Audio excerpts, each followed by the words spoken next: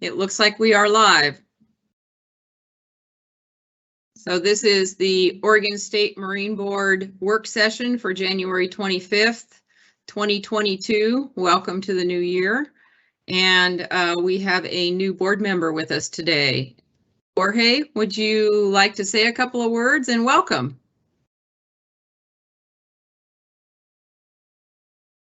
Hi, everyone. Can you hear me? Okay. Yes. We can hear you. Okay, great. Hi, my name is Jorge Guzman. I'm excited to be part of this board. I run an organization called Viva Northwest, which focuses on connecting diverse communities to the outdoors and nature.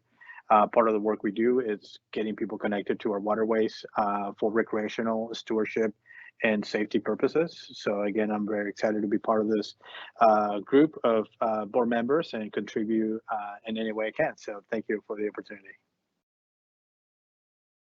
Well, welcome. We will probably ask you to do that again tomorrow when we have a different audience, but we're happy to have you and look forward to your perspective.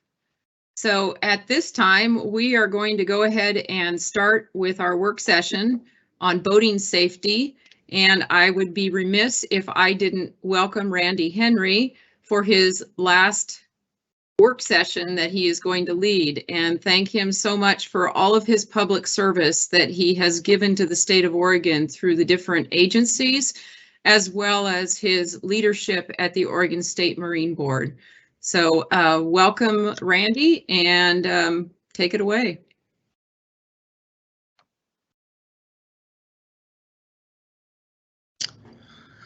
So Chair Early, the technical difficulties I promised you are just going to start right from the beginning.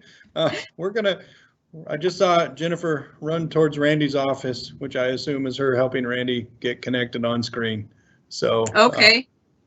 I'm not sure what's going on. I imagine we'll have it sorted out here in just a moment. So my apologies. No problem. We would expect that. There's Randy. So he missed my entire portion, so I will repeat it. Welcome, Randy, for your last couple of days at the office. We are so appreciative of all of your work with the state of Oregon, and especially with the Oregon State Marine Board. So, and your leadership there. We look forward to your boating safety presentation. I guess it's your swan song, so to speak. And in the future, we will follow you on YouTube. There you go. Okay.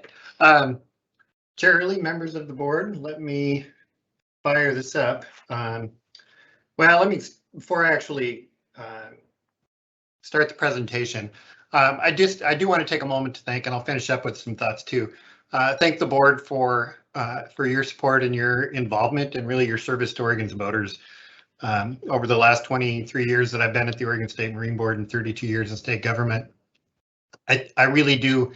I think I have a pretty good sense of the commitment and the time that it takes to be a board member and to work with the agencies. And believe me, after some of the issues that I've worked on over the last 32 years, it is not easy. You really put yourself out there in a difficult situation sometimes, representing your constituency and sometimes even going against your own constituencies to do what you as a group decide is the best thing to do. And that can be a very challenging thing, but it's the system of government that we have, and it works well, and it keeps Oregon's boaters out there with safety at the top of the mind and access to Oregon's really wonderful public resources in the forefront. So I just want to thank the board for all that you do and for a real great career.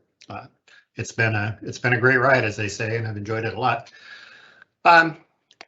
There's a couple of things let's see if I can do this correctly. I'm going to start off with a little video here. And just to kind of kick things off, this is a video clip from the boat show. So let's see if I can make it work. Yeah, first I need to get this up here. And that's what I want to share, right? Yeah.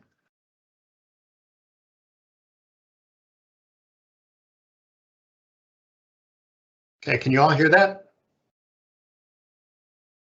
No, there's no sound coming through, Randy. Okay. If there is no sound, I'm going to try it for just another minute and see if it catches up. If not, then we'll just skip this.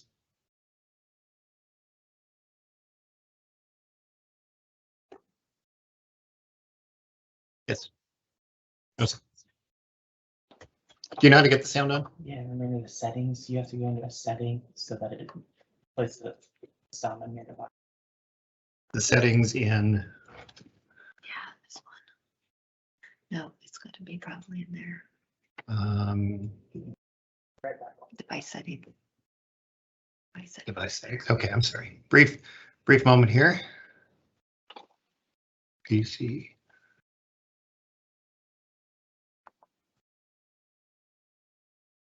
Setting. Turn on. No, that does not like me either. Speakers.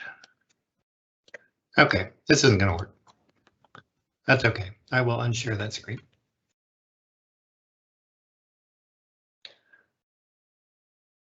Randy, maybe you could email that to us later. Yeah, I'll email you the link. Thank you. It was a link of the interview I did with KTU, I think, at the boat show regarding life jacket safety.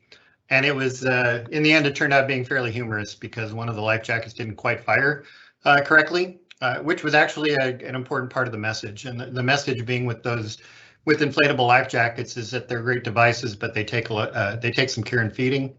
And if you're not willing to do that, you probably shouldn't be using them. So it was a little apropos that it mostly fired. Actually, it worked right, but the Velcro didn't quite strip. So I'm going to go ahead and fire up the PowerPoint here. And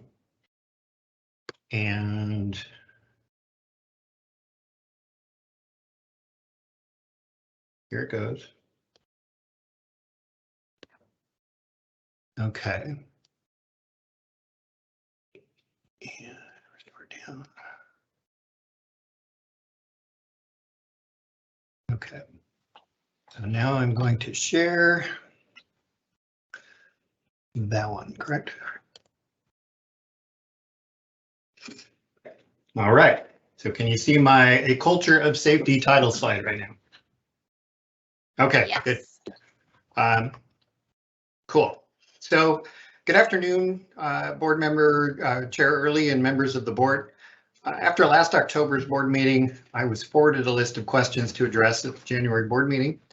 The timing was good because I figured it would be a good opportunity to impart the wee bit of wisdom I've gained over the years to share with you.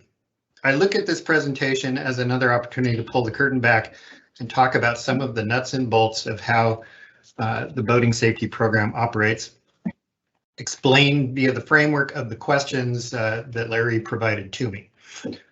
So what you're not going to get here is a big look at policy issues. And part of that is because I don't really view my program as a policy development arm that lives with Josh's shop. Certainly we are engaged in those discussions, but I spend more time with my staff and my program coordinators to help them look at the big picture policy issues and the directives that we get from the board and from managers, and how to put them on the ground in action to achieve the desired results. We have good direction here, I think, between former Director Scott Bruin and Director Larry Warren. We have a course that's been charted through our strategic plans that is clear and it's well communicated to us. We make adjustments depending on board direction, our analysis of what's happening in the world of boating. We consult with our partners in the state of Oregon here at our various marine partners, the county, state police. We also consult and interact with our national partners, other states, California, Washington, and all the member states of NSB. We're very engaged with these folks, trying to understand what the trends are that are coming at us, what some of the best practices are, and so on. So I believe that what we have in front of us is an excellent and a broad program of education and enforcement in Oregon that delivers within our expectations and available resources. We can do things differently. We can change our priorities, but that means that sometimes we have to let things go. I hope that through the course of this work session, you'll come to appreciate the professionalism of my staff and all of our agency partners, internal and external, and the fact that they will be pivoting under new leadership in the near future and carrying that direction forward. So kind of based on that, I decided to call this presentation A Culture in Safety, because in my opinion, ultimately what we're trying to do here in the boating safety program is to encourage boaters to adopt a culture of safety. It's what happened in my family when you live with a father who'd been through military service in Korea, and we lived on a farm, and there were a million ways to get hurt. You heard the safety lecture quite a bit, and it was pretty effective. And we didn't go out on our boats unless we had life jackets on. I will admit, a time or two, that life jacket was a Korean War surplus life jacket, twice too big for my small frame. But we always had life jackets on, and it continues to this day. So we have adopted that in boating. My extended family gets the lecture on a regular basis. And it's something that the more knowledge you have, the more likely you are to get there, because we all want to have a safe and enjoyable time on the waterways. That lead slide, by the way, all my relatives, all wearing life jackets. You don't get on my boat without a life jacket or other basic safety precautions. So that is the culture of safety in which I frame this discussion. So a culture of safety. The requested items that were brought forward, I'm going to lay here kind of as they were presented. So improving compliance. What can we do to improve compliance out there among Oregon's recreational boaters? That's a great question. I'm going to reframe it a little bit and talk about that more. More funding for marine officers. We're going to talk about that some, and I'm going to put that in the context of the last 10 years so we can see how things have progressed over time. Raising awareness and concerns to our marine officers. I'm going to talk about this in the framework of how we communicate with our officers, what our contracts look like, and how we manage them and our day-to-day business with them. Education of boaters. This is obviously a cornerstone of the Oregon State Marine Board, one of our founding directives, I guess. And it's been a part of the Marine Board, well, I mean, up to 2 weeks, 2 weeks after I was hired at the State Marine Board. The legislature passed the mandatory education law. So I have been here since the beginning of that. I have lived through the implementation of that, and I'm seeing the results now. So we will discuss kind of the ongoing educational challenges, where we are, and how we look to the rest compared to the rest of the country. The question was raised about river ambassadors, and this is a concept that has been discussed in various forms, and I'm glad to say that our version of the river ambassadors, the boating safety advisors, boating safety advocates, meshes with this concept very well, and I can tell you about that, and we will have some of our current boating safety advocates online to talk about this as well a little bit later. Signage, signs everywhere sign. Signage is so important. It can be done. It can always be done better. It's resource intensive. It's complicated. We're going to talk some about that because I think we can always do better there. And I want you to have an understanding of how we look at that now. And fewer rules. And this is kind of a progressive question. Are there ways we can simplify the rules on the waterways? Things we can do to make it easier for boaters. It's not really in my ballpark, so I'm going to punt on that, but we'll talk a little bit about it from the law enforcement standpoint. Okay. If anybody has questions, feel free to raise a hand or interject, and I'll do what I can. Okay. So Randy, yes. We cannot raise our hands. So the only thing we can do is maybe put something in the chat or, raise your hand visually, and I'll try to keep track, although I can't see everybody. So okay. You might just at some point just ask if anybody has any questions and they can unmute themselves. Okay, can I move that? Yeah. Okay. Open it up. How do I open that up? Maybe right there. Oh, no, never mind. Yeah, thanks, Beth. I asked Marianne McKenzie to help me. Oh, there you go. Okay, now I can see you all. I've got 3 screens and it's a little overwhelming. I feel like I'm in the Starship Enterprise. Okay. So we're going to start with the culture of safety. How do we get there? And I'm taking these questions sort of one at a time. So better compliance, the discussion about compliance, I think is that continuing discussion of upping our game. How do we get there? So this is my reframing of the questions as they came in. Better compliance, upping our game is one of those. Funding the force, how much is enough? I think that's an important question because our resources are limited. We have to live within those fee increases over time. So we're always trying to figure out the best way to use these funds. Contract alignment. To me, communications with our law enforcement partners is really about contract alignment. It's about us identifying the priorities and then communicating that to them through the various processes. So we have mechanisms that do that. And it has been a challenge. We lost Randy's screenshot. Okay, I'll come back to it. Oh, I see what happened. Is that the one there? Oh, it's that. There you go. Yeah. Okay. Do you have my screenshot back there?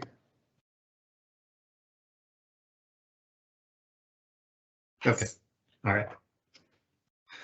Okay. So culture of safety, better compliance, upping our game, funding the force, how much is enough?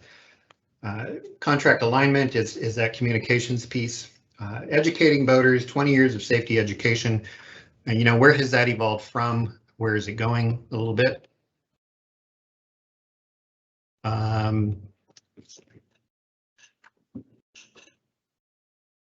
Boating safety advocates. So the river ambassadors, we're our version of the river ambassadors and boating safety advocate. I will go through that. We'll have some discussions. We'll lay out what we're doing in the coming year. And then sign language. It's an old tool and we'll go through some of that. Rules tools is less more. Okay. Better compliance, upping our game. I want to start off kind of with the definition of compliance. What is compliance? I think we generally agree that regulatory compliance is someone who has all of the correct documents and equipment as required by ORS 830 or OAR Chapter 250. According to Webster's, regulatory compliance means to conform to state, federal, and local laws. How do we measure compliance? There's a couple of ways. I can do it by going into our law enforcement database and looking at boater contacts and comparing the number of violations. And a violation is either a warning or a citation. I can compare those to the number of contacts and decide if we contact 10 boaters and 2 of them have some sort of violation, say a registration violation, I would say that we have 80% compliance or 20% non-compliance. That may not be completely accurate. If you went out and did a random poll, a random sample of every boater who was out there, you might come to a slightly different number, but that's how we gather that data. So that's the data that I will use.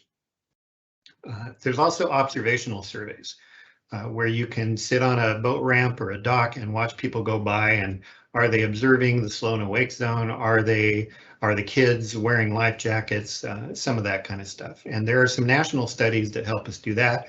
Not just talking about compliance, but voluntary wear of, say, life jackets. I'll lay those numbers out as well.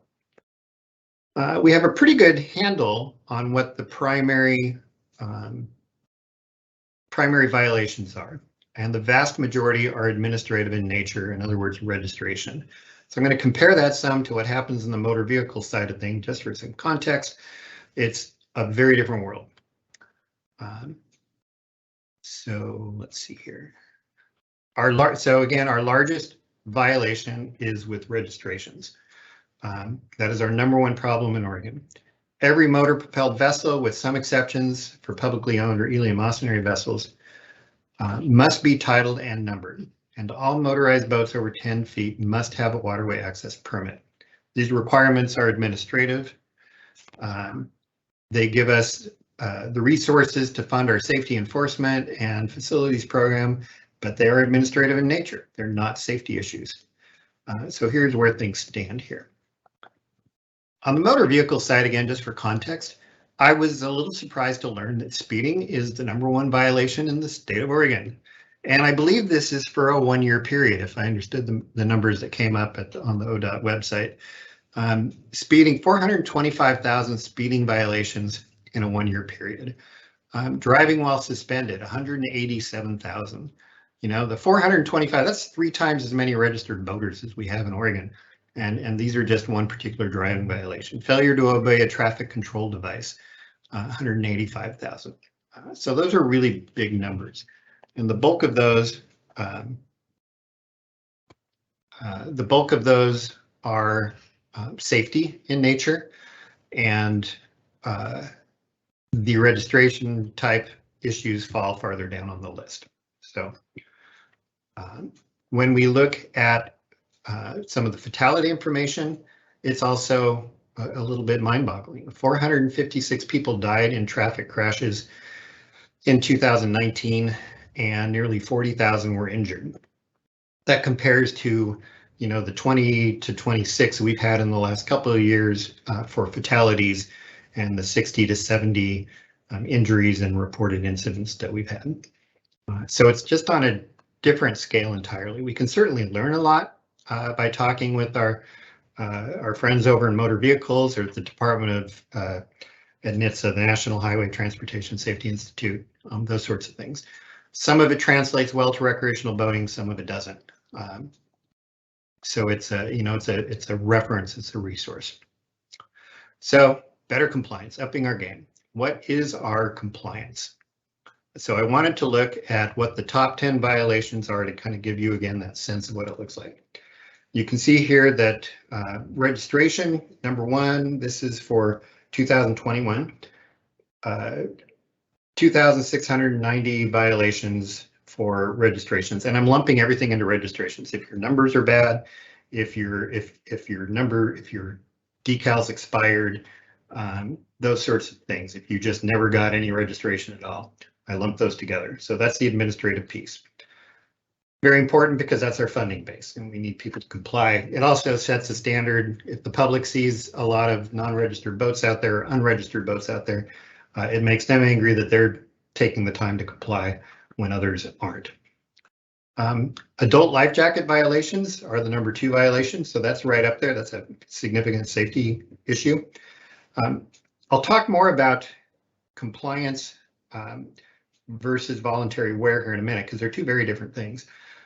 Sound devices, a lot of these are on the non-motorized boats. 1,379, those are people who basically didn't have a whistle or a horn on their boat. Waterway access permits is up there, and then you fall down into these lesser numbers, 394 for voter ed cards and those sorts of things. So I had a question that was forwarded me from Craig. How does Ellie approach enforcement by complaint? How does Ellie, is there a comment there? So how does law enforcement approach enforcement? Is it by complaint or by patrol? Or by compliant or by patrol? Okay, when I finish, so I'm going to have you hold that question, Craig, until we get through the a section on law enforcement, and then maybe if I haven't answered it, I can specifically spend some time and we'll have an understanding of the numbers. Thanks. Oh, go ahead. If you'd like to do it now, or we can. No, I'd like to wait. I'd like to see if I get the answer if you have to respond. Okay, thanks. All right, so better compliance, again, registration. Oh, I should have hit this, the button earlier. If you walk through a marina, if you spend time out on the waterways, you will see boats that are non-compliant. And the question is going to come up, what are we doing to enforce that? So we have, well, why should registration be such a problem if it is a significant, and it is a significant problem? Why is it? You don't see that many, you don't see cars driving around with upside down license plates or license plates that are hand lettered on the bumper. We don't issue license plate. It's a do-it-yourself license plate. The statute is reasonably clear on what your numbers need to look like. It tells you the size between our state, between our statute and U.S. Coast Guard requirements. It tells you the number size, 3-inch height, 3/4 inch between each letter, block letters, contrasting color. What am I going to do with all this knowledge after I leave? That stuff will echo in my head for years. Anyway, we don't give motor vehicle operators the option to design their own license plate, and yet we do it for boats. And as you can imagine, there's 165,000 people who own boats in this state, and they all have a slightly different interpretation of what they're going to do and whether or not their design is going to make their boat look good. And we literally have people who refuse to put numbers on their boat because they think their gorgeous, expensive boat wouldn't look good with it. So we have that to deal with. We don't have penalties for skipping a registration period like you do for automobiles. We are recreational in nature. People view this with less seriousness than, say, a motor vehicle license. You just know that when you're talking to people. Sometimes it's just hard to find the information. Even though if you turn your decal over, you will see when you get it in the mail from us, you will see a diagram of how to put those numbers on your boat. We get a ton of calls from people who just didn't turn it over, or they looked for the wrong thing online. So they come up with the best, their best guess at how those numbers should go on their boat. I had to laugh last summer when I was boating on Yaquina Bay. I saw my first boat where they did an exact mirror image of the numbering on the left and right side. So on one side it was correct and the other side was a mirror image. Each of the numbers, the individual numbers weren't reversed, but the numbering sequence was reversed. I walked over and suggested they fix that. There's probably another million reasons out there why the numbering and the registration are problematic, but those are some of the things for why the numbers are a problem. So for this chart, yeah, I already covered that. Okay.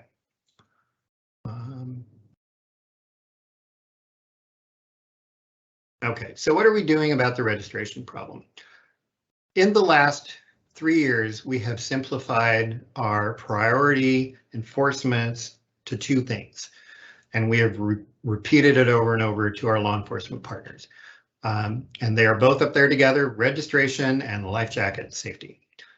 Those are the 2 big things. Of course, everything else is still out there. The law enforcement is looking for everything else, but we really want them to emphasize that registration needs to be updated. We need that credibility. We need that funding. We need that consistency all across the state. And we want we want people to have their life jackets on board and accessible when they're out there. On the registration front, we clarify that with folks. We give them some tools. If you've got marinas in your property or in your area of operation, we've produced some flyers and mailings that can go out to those marinas, telling the marinas that they have a responsibility to ensure that their clients are current. We provide an orange decal for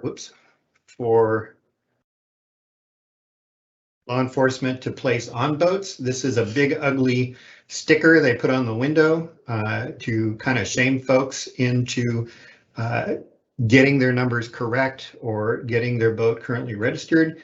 It also has the beneficial side effect of letting other marina tenants who do play by the rules know that our law enforcement is out there training or out there doing these inspections.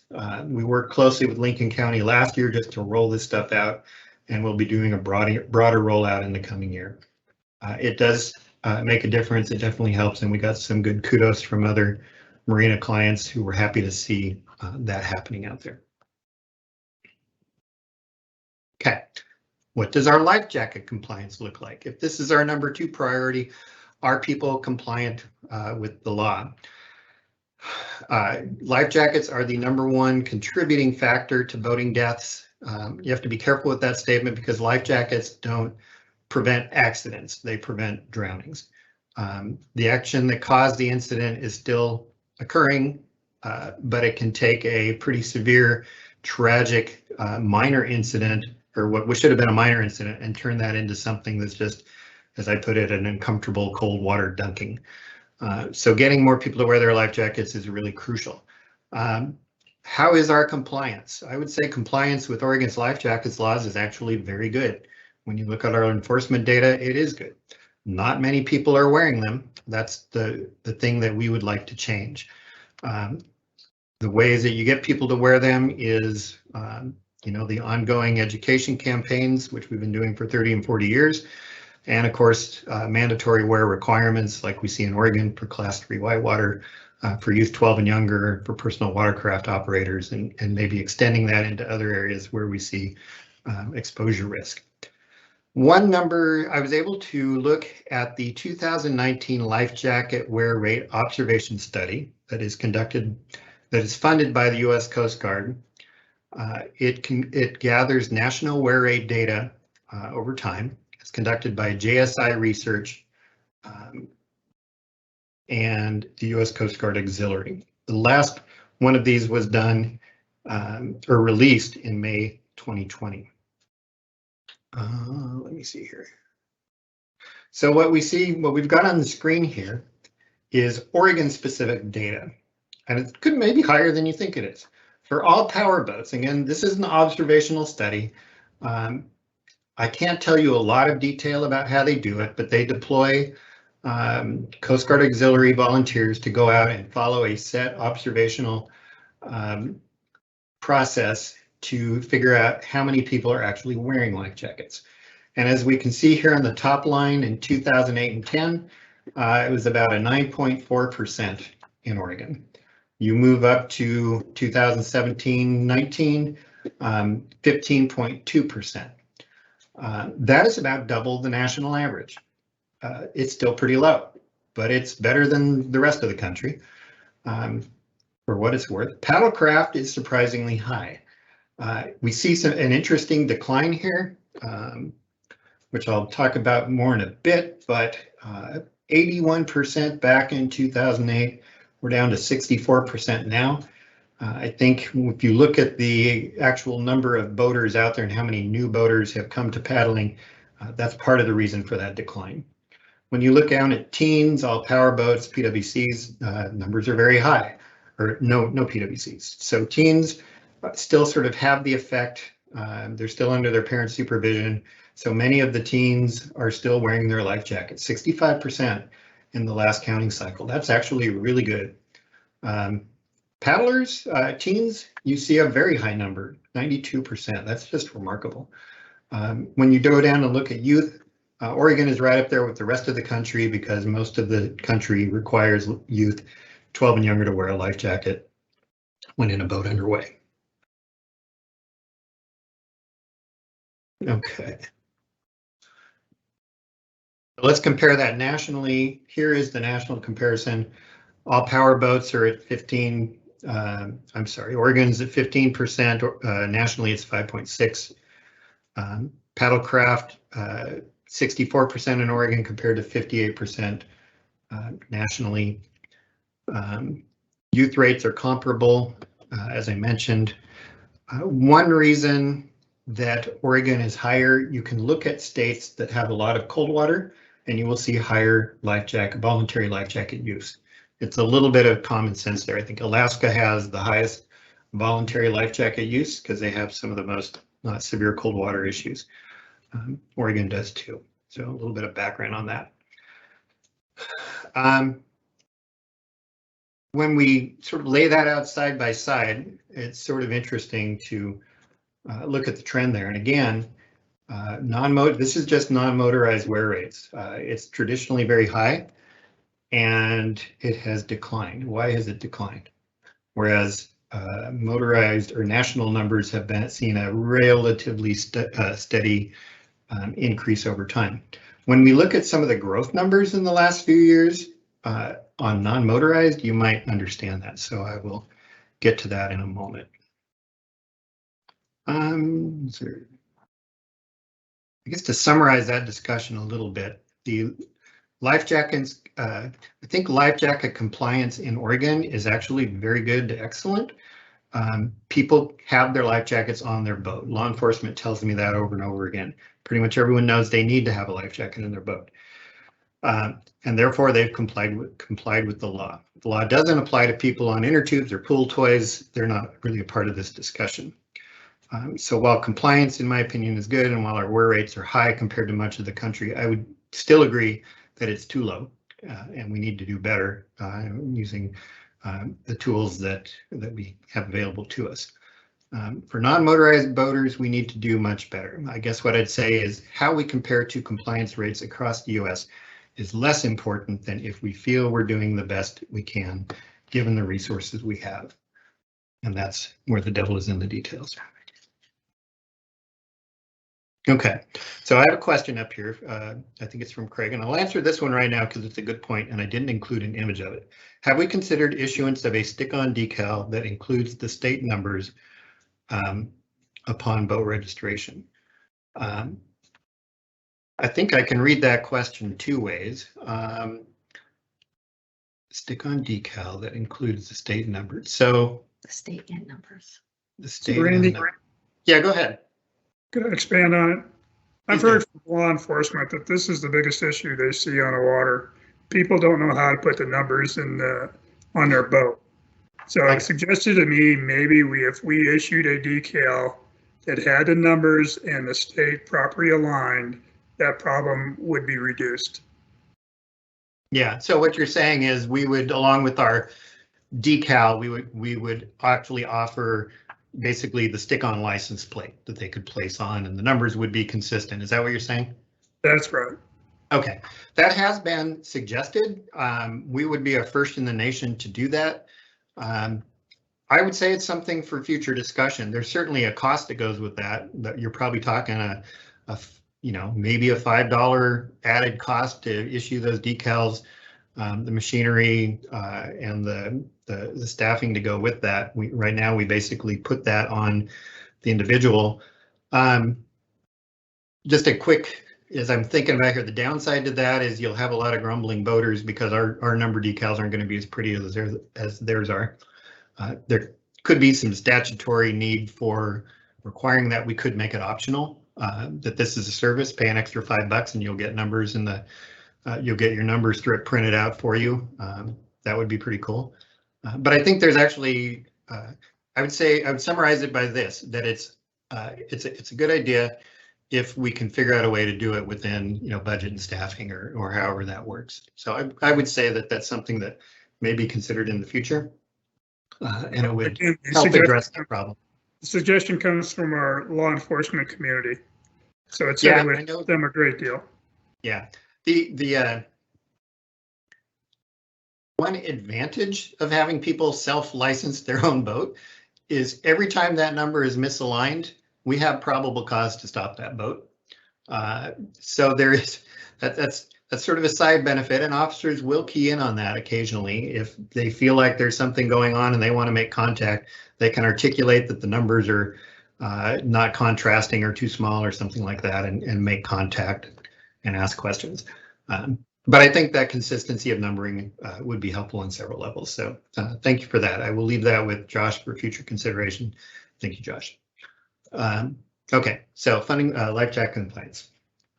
Okay, so that's kind of it on the life jacket discussion. A lot of national work goes into urging people to wear their life jackets. We've talked about campaigns in Oregon. We've done some extensive campaigns historically. We're talking about some legislation that would require life jackets in additional situations. That's all part of this process of trying to improve the use of the life jacket. They just don't do any good if you're not wearing them. Okay, so I'll pause there. Is there anything on sort of the compliance piece? And I focused on life jackets and registration. There's a million other pieces to that, sand making devices and those sorts of things. But I focused on those because those are the two major priorities that I have shared and reiterated with law enforcement over the last few years. Laura has a hand up. Yep. Okay, Laura. So question for Randy. Can you confirm, because this whole issue of wearing life jackets versus carrying life jackets. Once upon a time, I was told that inflatable life jackets have to be worn to count as a life jacket. If you just have it tied on your boat or under a bungee cord, it's not legal. Is that true?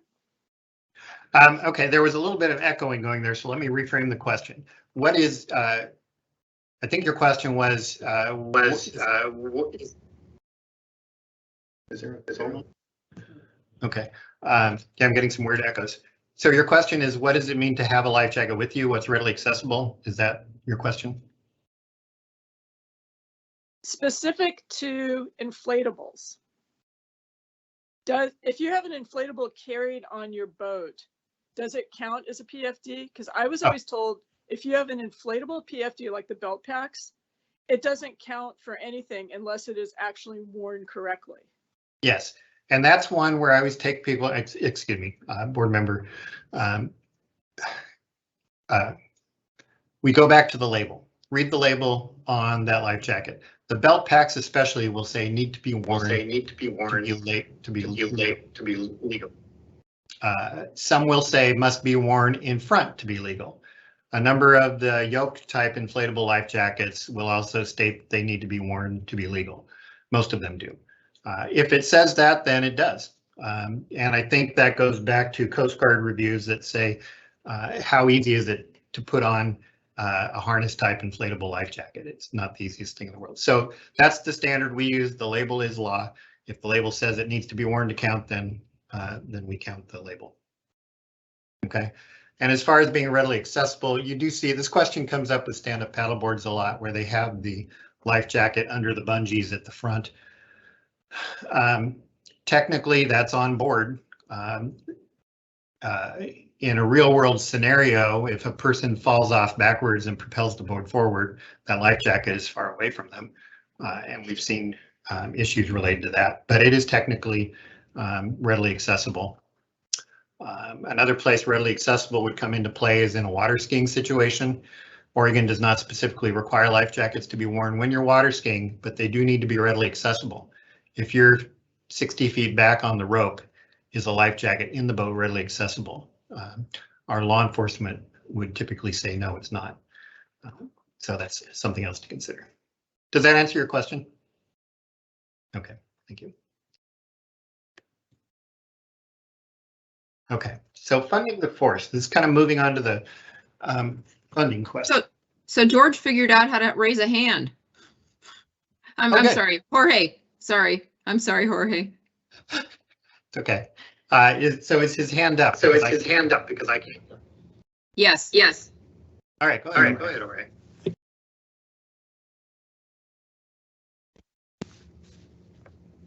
Can you hear me at all? I can.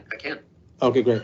So just on the decal conversation or the comment earlier, I bought some CDOs a couple year and a half ago, and it was hard for me to actually figure out the numbering and how to actually place it correctly. I know there's instructions when you get them, but I think just to add to the comment about maybe having the option of buying it for $5 or whatever fee may be, I think it would make it would be a great option, especially if somebody that is new to the boating scene and just doesn't even know how to put them in what order. It may be very convenient, just from my own experience.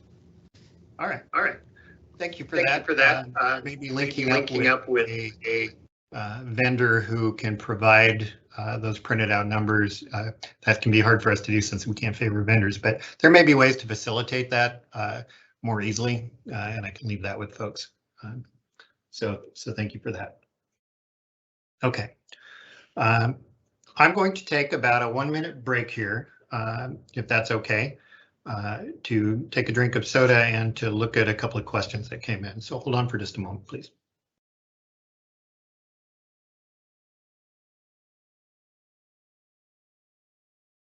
So Jorge, how did you get your hand to go up?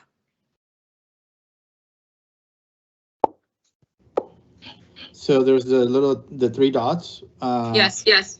So if you hit those 3 dots, the hand up on the right hand side on the top corner. No, I don't have that. So. Oh, I see. Yeah, it's just right there. I don't know. I can raise it for you guys if you need me to raise a hand.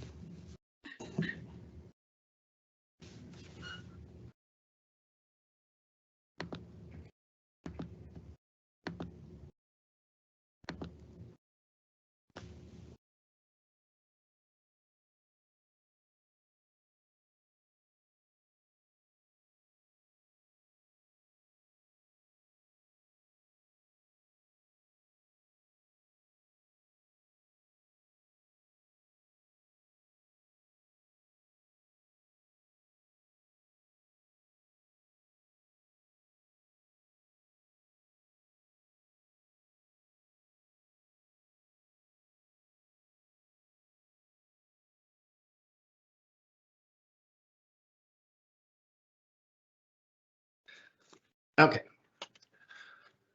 I am back on here. And we're going to talk a little bit about funding the force. And this is a complex discussion in itself. So I think it's not a question I'm going to answer today, how much is enough, but I did want to lay out some context. So we have at least some historical context and maybe to help future discussion. So boating growth in Oregon, let's see. I guess to be fair, I would love to invest another $1 million in law enforcement out there. It would be great if we could hire more officers and extend their time on the water. However, that's not really an option for me. I'm presented with the budget and I do our best to maximize those funds. The other thing that we face right now, very frankly, is the ability to spend dollars in the restricted, which are restricted by market forces beyond our control. And by that, I mean, there are not enough officers to go around right now, even if we had the money. So in this section, I'll provide an overview of current funding, trends over time, what's eating the budgets, and how we might get where we want to go. I thought, therefore, it would be helpful to look at costs over the last few years so you can see what we're up against. So here are some stats to consider.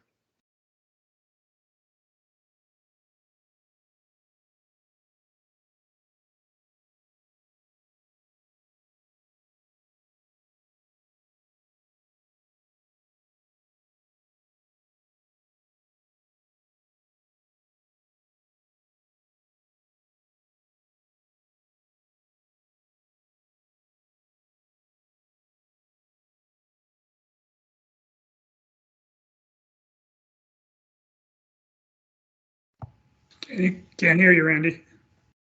That was weird. Somebody muted me. Somebody doesn't want me to talk. All right. So what we're going to look here, we're going to compare the number of participating boaters from 2012 and 2018. Those numbers are fairly surprising.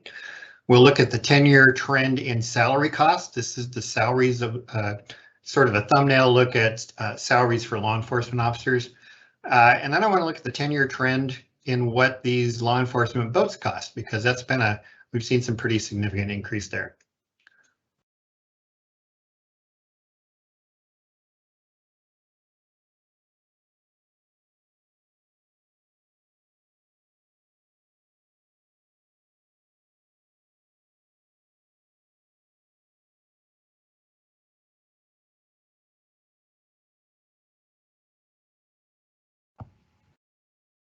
Randy, you're back on mute. Popping me on and off mute. That's not me. Okay, so I'll try to watch that. Thank you. Just speak up if you lose me again. Oh, I'll bet I know it's. Oh, it's when I hit the space bar. I'm turning myself off. That's funny. So, funding the force. Let's see here. Get back on track. First, how many boats are out there? I'm comparing California, Oregon, and Washington. The 2012 survey numbers compared to the 2018 survey numbers. When you look at California, you see an increase in motorized boats from 603 to 670,000 registered boats. I'm sorry, that's, yeah. And you see an increase from 552 to 607 for non-registered boats. So basically manually powered boats. So that's about an 11% increase over those 6 years. If we go to the right and look at Washington, you see a 14% increase. So an actual decline in motorized boats, but an increase in non-motorized boats, unregistered boats. Oregon is like Washington on steroids. The number of registered boats, again, this is 2012 and 18, you see a little bit of an increase. We're still dancing around the mid 160s, but you see a huge increase, according to their numbers, from 169 to 409, which to me is illustrative of what we have seen on waterways in the metro areas, as well as some of our rural counties like Deschutes and other locations. Just this huge explosion, and this is before COVID, when we saw an even bigger increase. So even if those numbers are off somewhat, I think law enforcement would agree that they're seeing a pretty large, almost exponential increase in non-motorized boats. that certainly affects what the folks in the field are doing. Because all of those boats means that they have more contacts that they're trying to make. And I'll put those numbers into a little bit of perspective here. Now, if you think about it, all of those that on the motorized side, one thing that we see is while the number of boats is pretty static, the size continues to increase. So that's more bodies in each boat. That's a bigger tow vehicle. That certainly has impacts on our facilities program, bathrooms, parking spots. We even have, as I understand from talking to Janine, we have some boat ramps that were designed with that sort of 10,000 pound tow vehicle boat combination. And some of the rigs are approaching it and exceeding that. There you go. So I guess one point of this that sort of hit me last summer, especially with some of the comments coming in from law enforcement and also from the public, is that when you have that kind of increase, 169 to 409, you can't really keep up with that. I'm not sure we can fund our way out of that. When I look at the number of contacts with motorized boats, they're pretty flat. The increase is gone on the non-motorized side, but they just can't keep up with that big increase in numbers. Were there any length? So a question has come in from Val. Were there any length requirement changes for registrations in any of the states? I don't believe that there were. If you're talking about non-motorized, which are not registered, those numbers were based on observational surveys, or not observational, but I think telephone call surveys of households to figure out who had what kind of boat, was it registered, was it non-registered, and how much time were they spending out there. The goal of those surveys was to determine exposure hours, and that is a way to measure risk. So there's been a push for the Coast Guard to get a better sense of risk exposure to look at recreational boating from a risk-based assessment. If you have, 50 power boats and 50 manually powered boats, and the fatality rate is the same between them, is there a similar risk? You don't know if you're talking just about a boat. If you're talking about exposure hours, then you get a better picture. If those manually powered boats spend 1/4 of the time on the water but have the same fatality risk, then you could say that the risk for that operator on the manually powered boat is quite a bit higher. Now, that's just an example. I'm not saying that's true at all, but they're trying to get that sense for the risk per unit hour of operation. And when you look at, so there's a lot more work to be done in looking at those surveys and getting a sense of that, and to help inform educational plans into the future. So it's very interesting data. My main takeaway from it was just the sheer increase in number. And I know from several trips I did last summer, including one on the Willamette River, Newburgh, from Oregon City down to downtown Portland, on a warm Friday morning, about 10 or 11 o'clock, the number of stand-up paddleboards and kayaks was pretty staggering. It was 100 to 1 over power boats. And I think if you spend time down there, you're probably seeing similar numbers. Who's got the hand up? Jorge. Jorge. Yes, go ahead, Ray. Oh, I'm sorry. I didn't. Was that me with the hand? I didn't mean to raise my hand. Okay. Yeah. All right. No problem. All right. Moving on to. Thanks, Randy. Sure. So we see that there is a large increase in a certain participant in recreational boating. On the non-motorized side, we have a waterway access permit, so that's good news for that program, but those funds are specifically not allowed for law enforcement use. So that's being absorbed by the folks in the field. I was also curious in thinking about this, how do funds eat into this? We provide an allocation formula, or we have an allocation formula that dictates how much money each program gets. That formula attempts to calculate the burden of recreational boating on each county. So the more boaters, the more hours that they spend in your county, the more money you get. So that explains why Multnomah County gets such a large, the 600 some odd $1,000 that they get each year, because they have the largest number of boaters on the Columbia and Willamette River in that area. So we've held to that allocation formula for 12, 14 years now. We've added to it, we've done some minor tweaks to it, but that's what it's based on. So as you get these big changes in the number of non-motorized boaters, that doesn't change your allocation formula at this point, because it would mean to give more money to one county would be to take money away from another county. And we've had a general agreement not to subtract from programs so they can have some some budget stability over time. When we look, so another thing that impacts their budget is wage growth. If you look at this list here, I just picked out 5 counties from around the state, and we looked at their upper tier deputies or program staff to compare that over time. So somebody like Baker County, we saw a 20% increase between 2015 and 2021. I picked those years because we have a 6-year record retention schedule for contracts, and that was as far back as I could go easily. So Benton County saw a 22% increase. Marion County saw about a 12% increase, and Multnomah County saw a 35% increase. Because we don't vary our allocation to account for those cost increases, we can't change that.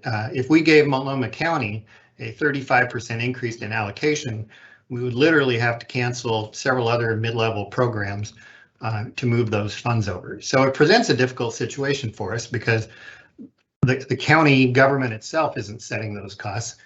They're bargained, they're agreed on, and yet it impacts. So the program has to redevelop their budget based on those increased costs, which for many means that they will have to reduce hours, or they will have to provide additional county funds to make up the difference.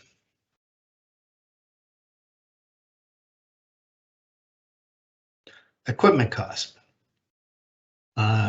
Boats are a wee bit more expensive now than they were a while ago. Here's an example of a Randy, 2000. Yes. Your screen is not changing. Don't know why. Okay, thank you for that. Okay, I'm going to stop presenting and then I will start presenting again.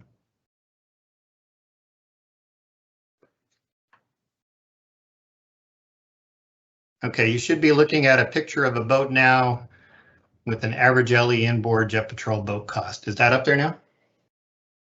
Okay, good. All right. So this is an example from Klamath County. In 2013, the average platform cost about $60,000.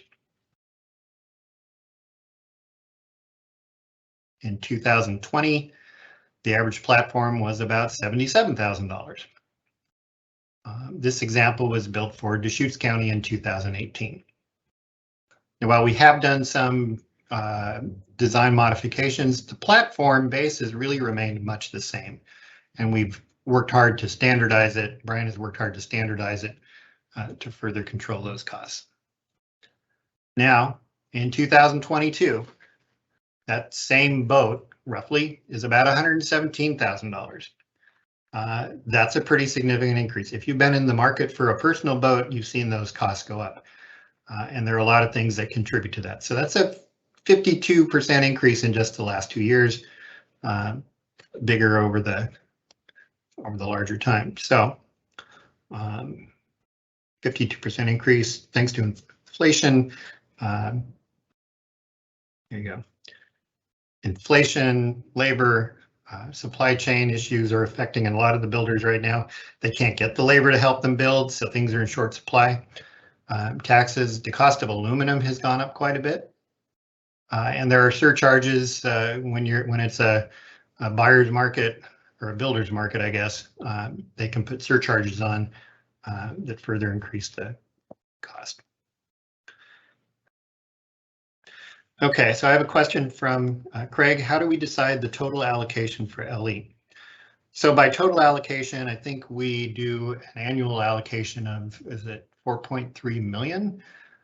Those are numbers that are set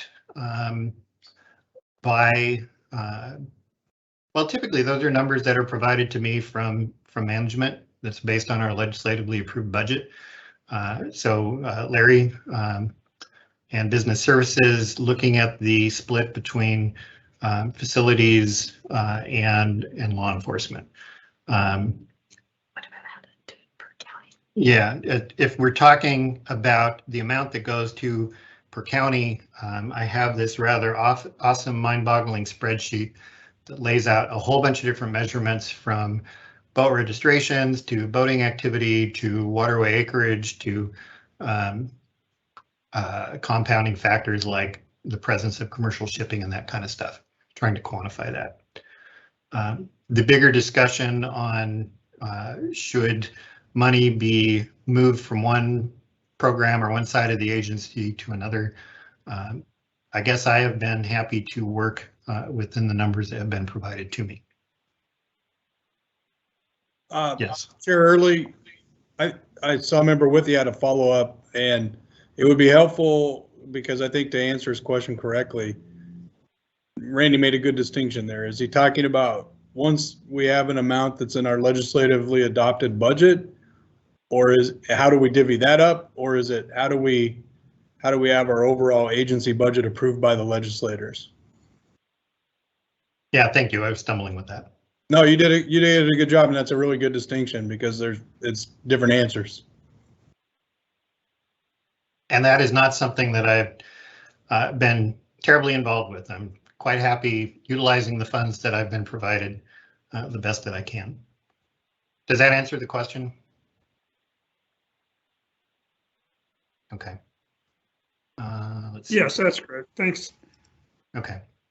So we have a picture of how funds have looked over the years. Let me look here. Okay. Funding over time we've seen some increases with the fee increases in 2015 and again in 2019.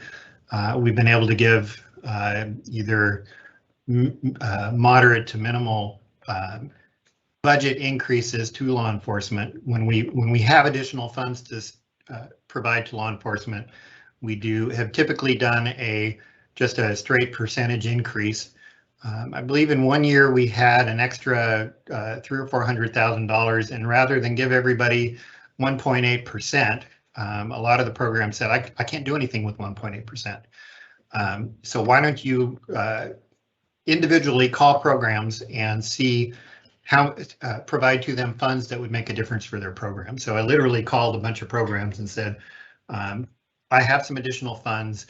What is a roadblock for you? If I gave you an additional 20,000, could you hire an entirely new deputy or something like that? So we have done some of that, trying to be open and transparent so it doesn't look like we're playing favorites. But generally funds have been pretty consistent.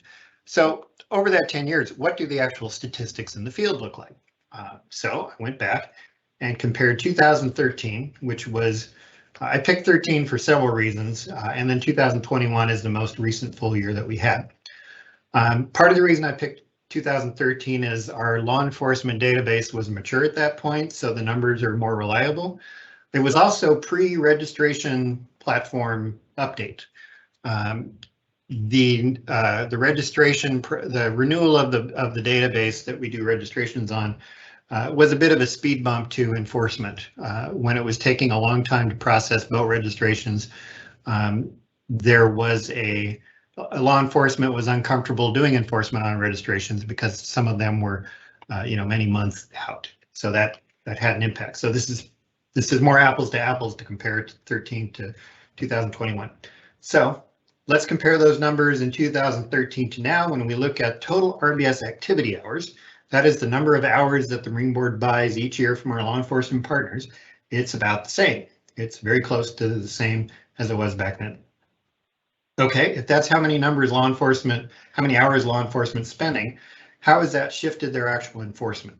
Sound producing devices, pretty much the same then as it is now, about 935, 957, just almost dead even. That's for warnings. Citations, we see a drop. It's a smaller number. We issued 352 citations for sound producing devices back in 13, 224 now.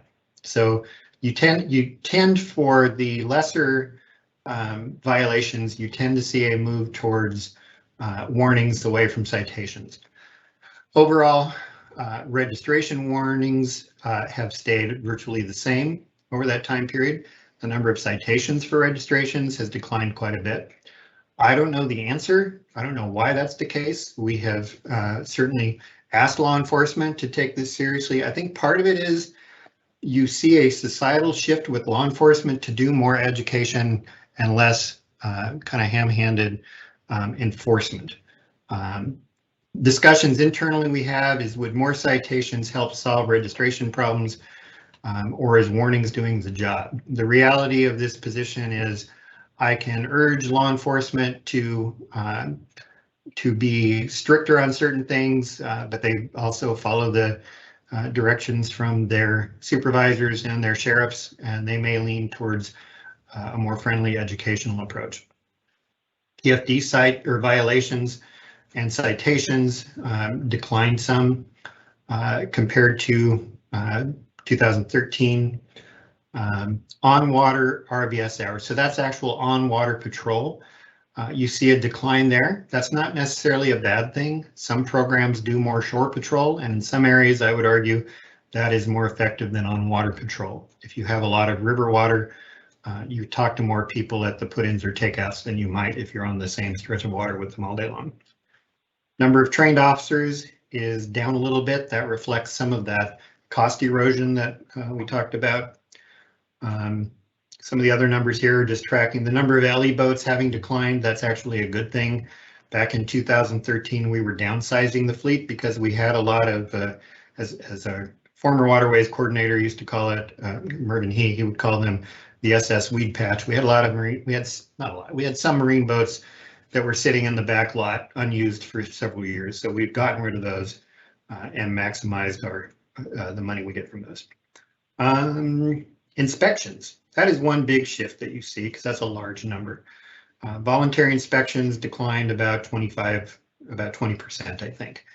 Some of that is the legal sort of universe has changed to be much more careful and voluntary when you approach somebody and ask for an inspection. There are some societal issues at work there, but could also be available time for officers to just peruse a boat ramp and seek voluntary inspections. BUI arrests, that's overall a very small number. You know, we're talking 111,000 hours, only 58 arrests back in 2013, only 21 in 2021. There are a number of reasons for that, and that could be a show in itself, not the least of which some are recent court rulings that make it more difficult to prosecute those. I think turnover in law enforcement is another contributing factor. It takes a lot of practice to become good at BUIs, and some of our best officers have been pushed in different directions. Now, I do like the bottom one there, the warnings for life jacket violations. You see that number is up a lot. And it's what that tells me is that officers really are focused more on life jackets. They're doing a lot more education. We have some counties that just will not cite for a life jacket violation, but they're happy to terminate the voyage. So they will literally contact you if your boat doesn't have adequate life jackets. They will send you back to shore until you fix it. So that is consistent with my conversations with Marine officers. That's a higher priority for them. They've made the linkage to fatalities. So that's a good thing. Let me see here. Okay. Another important piece of this discussion, it's actually a lot less important than you initially think because these are fairly big numbers. So I'll try to explain this. Reversion. Reversion is the amount of money that is returned after each fiscal year because the contractor was unable to spend it. So we decided to give County A $200,000. And with that money, they would typically have hired 2 people to do law enforcement over the course of a year. And maybe partway through the year, one of those people left the program and they were unable to replace that person. The money that they didn't spend gets reverted to the Marine Board. So that's what the reversion is. We have a love-hate relationship with reversion. On the downside, we fund a program to provide a service to Oregon's boaters, to be out there on the water, to engage boaters, to help boaters, to ensure compliance and that sort of thing. If they're not spending the money, you could argue that they're not doing the work. The left side of that equation is, at least on an odd year, we can use those funds let's see, I always get this wrong, on an even year, we can use those funds, we can reinvest those funds as sort of one-time monies to solve certain problems. So in some years, we've taken some of that money and purchased communications equipment. We've done upgrades to the comms units on the boats to help protect operator hearing. We've done some motor. I think we've even bought a boat or 2 with those extra funds over the years. On even years, though, that money goes back into the agency. That money goes back to the agency's ending balance because we can't carry expenditures past July 1. The reversion happens for lots of reasons. In the last decade, it's been no exception. We have fires, floods, pandemic, health issues, hiring issues. People have taken family leave. They've been unable to hire a replacement. And in several small programs, they just could not hire a certified Marine officer. They couldn't get anybody on board, so the money was reverted. In discussions with folks, I actually had Sergeant Thompson tell me last year, even if you gave me another $1 million, I would not be able to spend that money. There are some 500 vacancies in sheriff's office across the state. That is another societal issue, and it's difficult to get there. So I see a question. We hear a lot of complaints about the lack of enforcement. Do we understand the reason for those complaints? Many indicate there is a lack of LE presence to observe violations. That's a huge question too. When you look at the number of hours they're out there, they're pretty close to what they've been over the years. I don't know how you get past the fact that you've got potentially 200,000 new boaters on waterways across the state that really have no education or understanding of boating, or a portion of them don't. They look at the world differently and sort of bring a different consciousness to what they think boating should be. Are those complaints based on activity that has been sort of usual and accustomed there over the decades, or is there some new revolution happening in boating that's creating lots of complaints?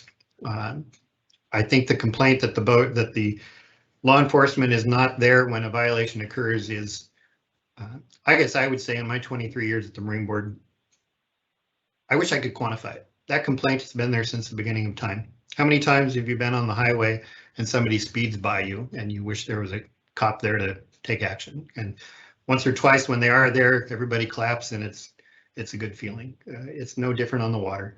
You look at programs that have 1 or 2 Marine law enforcement officers and they're covering multiple waterways. It is hard to be in the right place at the right time. So they do respond based on complaints. We do our best to forward those complaints. They do their best at the local level to connect at that level.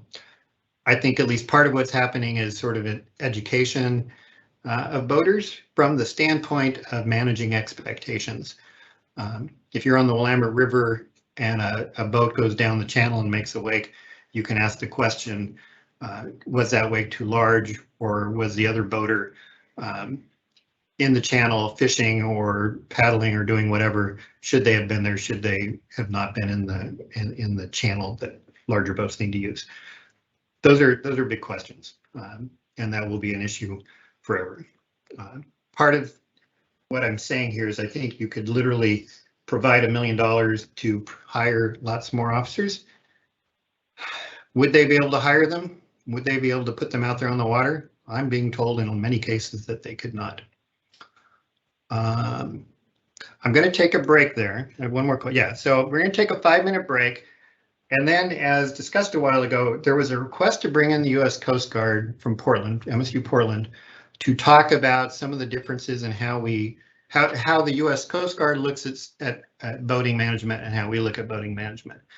So hopefully my person is on the line. Yes. Yes, okay. And after a 5-minute break, we will come back and we will take a little bit of a side break and talk about U.S. Coast Guard partnership. Okay, is that okay?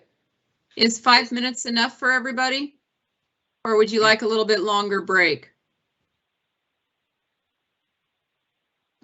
I'd like it to be a little longer. Okay. Can I take So 15?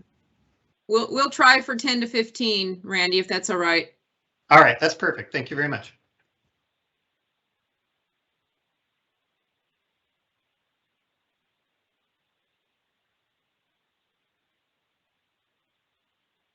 Hey, Randy, Dan Casey, U.S. Coast Guard. Just want to make sure that you can hear me. Can you confirm that, please? I can hear you. Dan, I can hear you. Yeah. Yep, we got you. So sorry for taking a little bit of time there. We'll have you on in about 10 minutes, okay? Yeah, no, sounds great. We had some issues logging in, so we're utilizing the conference line. We're able to view the session, but not participate within Teams, but I think we got it worked out, and I think we're good to go. Okay, good. And if you need to tell me to flip the slide, I'm capable of doing that. Thank you. That will definitely be necessary. Okay, good. Okay. Okay, I'm gonna go use the bathroom.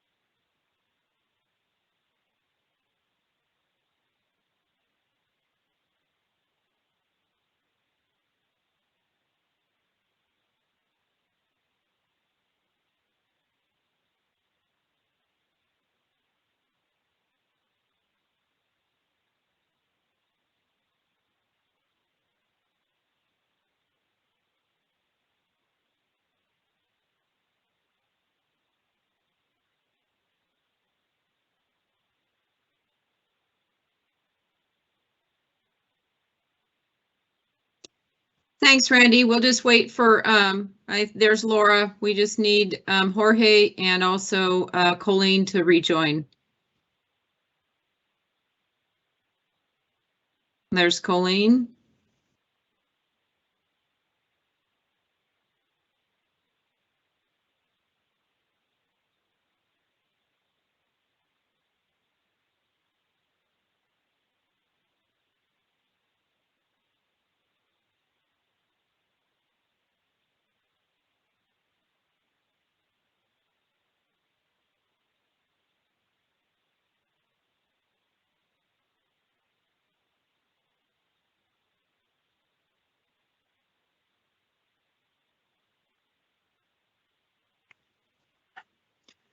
I know that Dan has been on the line waiting for us, so I think we can probably go ahead, Randy.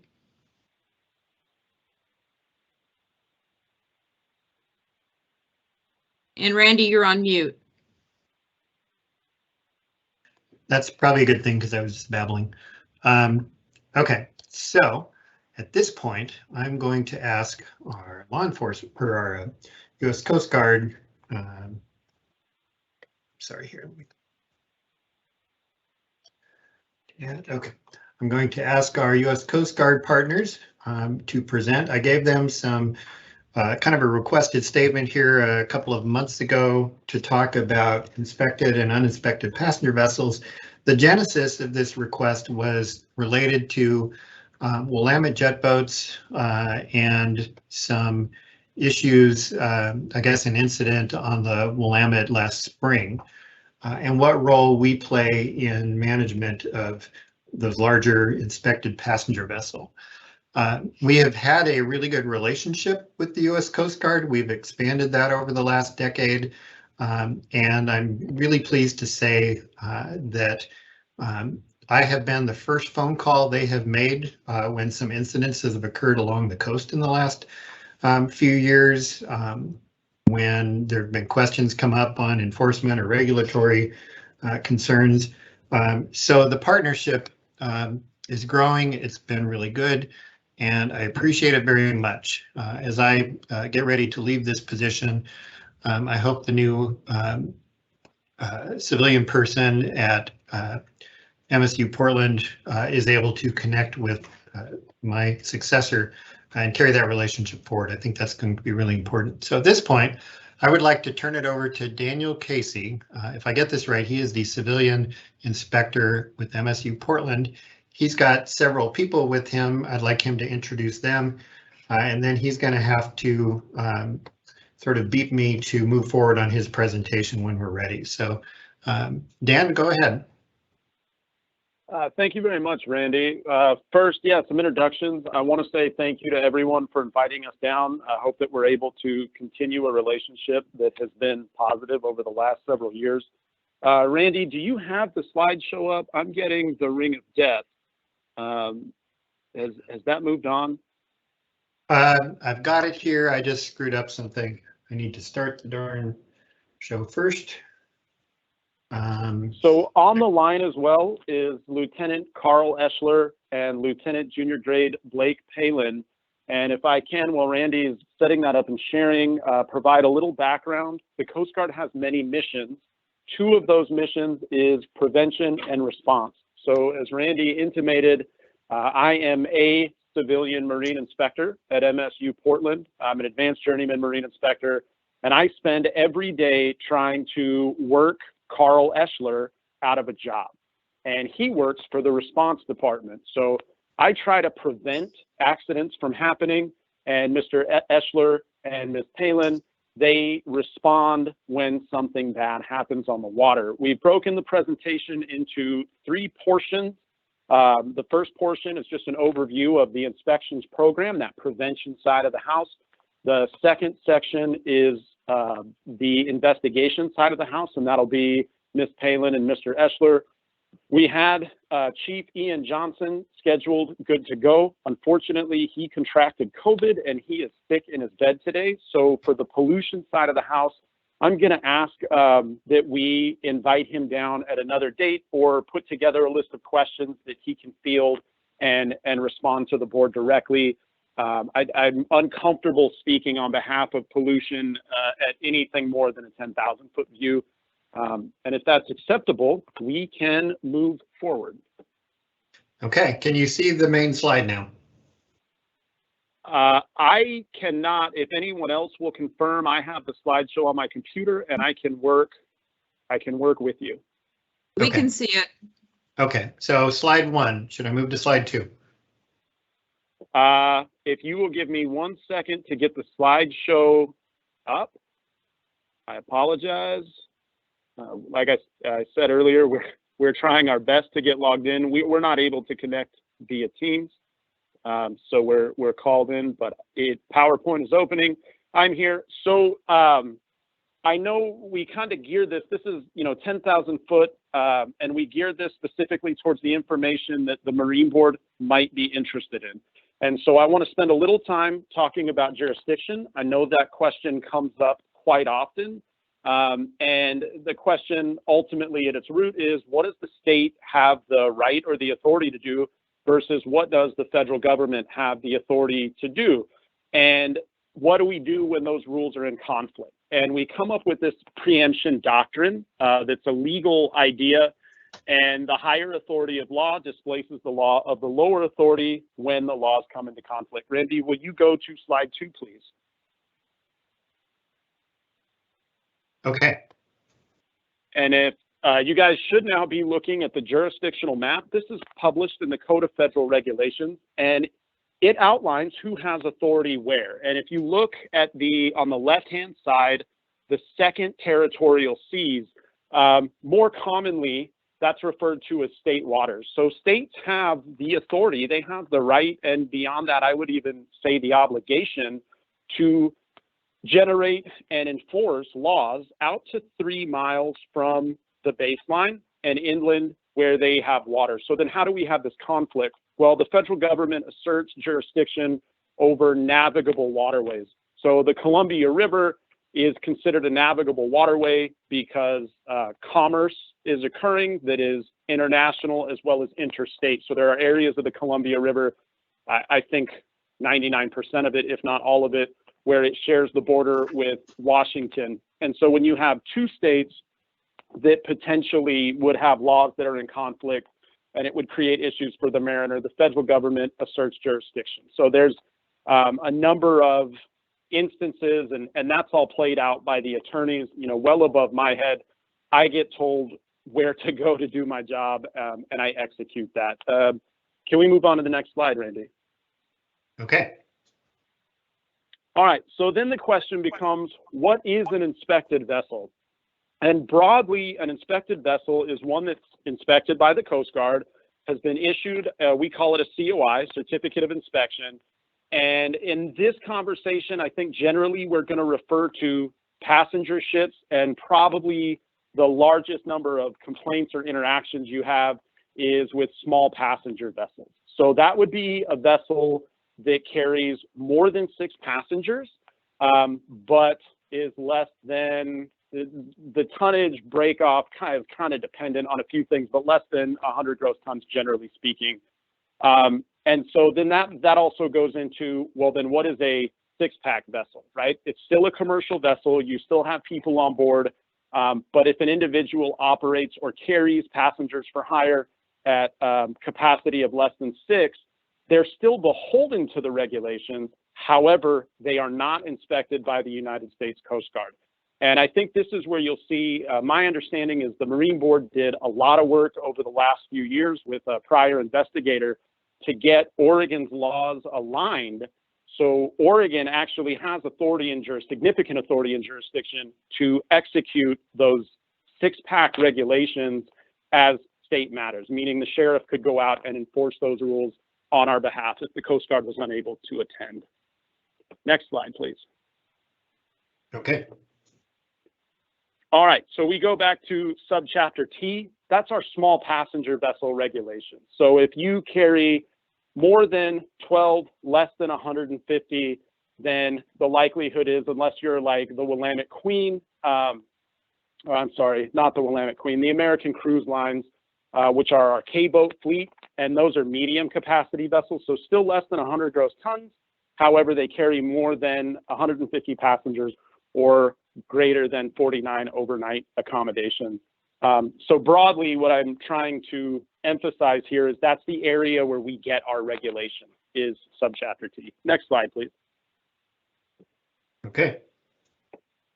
And then the way that I did this, I figured at the end of my section, just question and answer is probably the best way to go.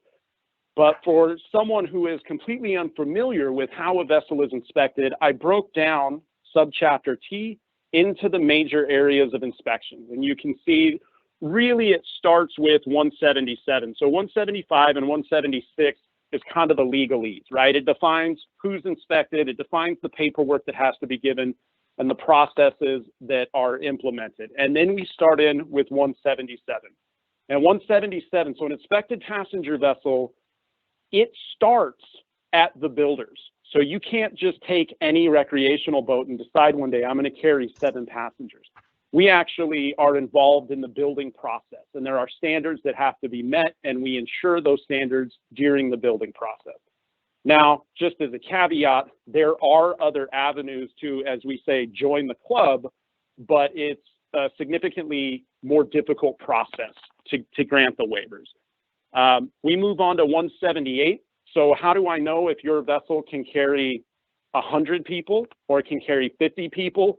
We evaluate the intact stability and the seaworthiness based on the criteria provided in 178. And it's very specific, and it says this is the standard, and then we ensure that that standard is met.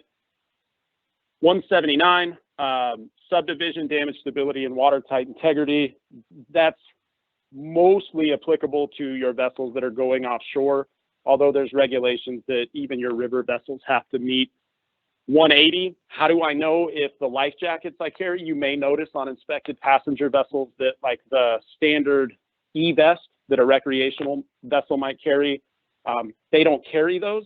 That's because the regulations found in the life-saving equipment and arrangement requires a certain standard of life jacket. And those life jackets would be life jackets that will right an individual in the event that they were knocked unconscious and face down. It would turn them on their back. And that includes everything from whether it needs to have a rescue boat or life rafts or anything small to large. It's all encompassed in that section. 181, so what's really the biggest danger on any of our ships year in and year out? Honestly, it's fire. That's absolute worst case scenario, a nightmare. So all of the fire protection requirements are contained within 181. We get into machinery installation and electrical installation. We don't dictate whether you have to be gasoline or diesel. We do dictate the standard that that engine has to meet, or even the cabling. So houses are typically built with Romex. We don't allow Romex on our inspected vessels. It has to be marine grade cable. And that's really just about the standard of the quality of craftsmanship that has to be installed. And then vessel control and operations in 184 and 185, probably a part that may be of most interest to individuals. Licensed mariners are beholden to the rules of the road, and specifically their certificate will have operating conditions that a recreational vessel or even a 6-pack vessel may not be required to meet. So we will have verbiage about the sea state that they can operate in. Some of our vessels have verbiage about the proximity and the speed to which they can operate in, next to other vessels, whether or not they can do advanced maneuvers like spin moves and what does that look like. And that's contained within 184 and 185. And we inspect a vessel. Randy, if you'll go to the next slide, please. There you go. In any, thank you, sir. Any inspection cycle, a vessel should be visited a minimum of 6 times. That's going to include 1 dry dock if it's a freshwater boat, or 2 dry docks if it's a saltwater boat. The initial COI, which is, we call it a soup to nuts. We go out there and we check everything. We put our hands on everything. We put our head in every space. We make sure it's good to go. And then 4 annual exams. And the annual exams, they're still beholden to the full scope of a full COI exam. However, it's the scope of the annual is at the discretion of the attending marine inspector. I can tell you at MSU Portland, in every case, a minimum of the life-saving, the firefighting equipment, and the inspector will enter all spaces and the navigation equipment will be checked, which kind of the irony of that is for most small passenger vessels, that's about 80% of a COI anyways. I've included one of the tools that we have at our disposal when we visit these vessels. This would be the commercial vessel branch small passenger T-boat checklist.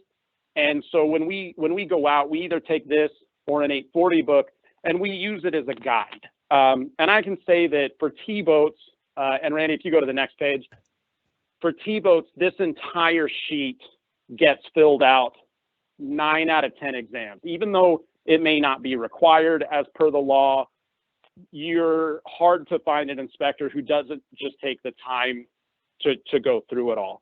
And I think really as a broad introduction to marine inspections, authority and jurisdiction, I'd like to break for 2 seconds, field any questions that someone may have about the prevention side or the job that I do. And then afterwards, I'll pass it to Ms. Palin and Mr. Eschler. Randy, this is Craig. Yes, go ahead. So on inspections, how do you inspect and certify a home-built boat, say a welded aluminum boat? You know, one of the issues we're discussing now as a board is mini jets, and we're concerned about DI homeowners building mini jet boats out of kits that they're purchasing from suppliers. So how do you get involved with inspecting and certifying those? So that's it's really 2 separate questions, and I know that it sounds direct, but it's not. Is an inspected vessel, if somebody wanted to home build a boat and carry more than 6 passengers, by law they need to reach out to us before they lay the keel. They have to submit plans. Those plans have to be reviewed by MSC to make sure that they meet all of the structural requirements. I can tell you today, was not always the case, but today for aluminum vessels, like you mentioned, ABS high-speed craft is used. And ABS high-speed craft is not a light scantling guide. So a lot of the people, we field a fair number of phone calls on this.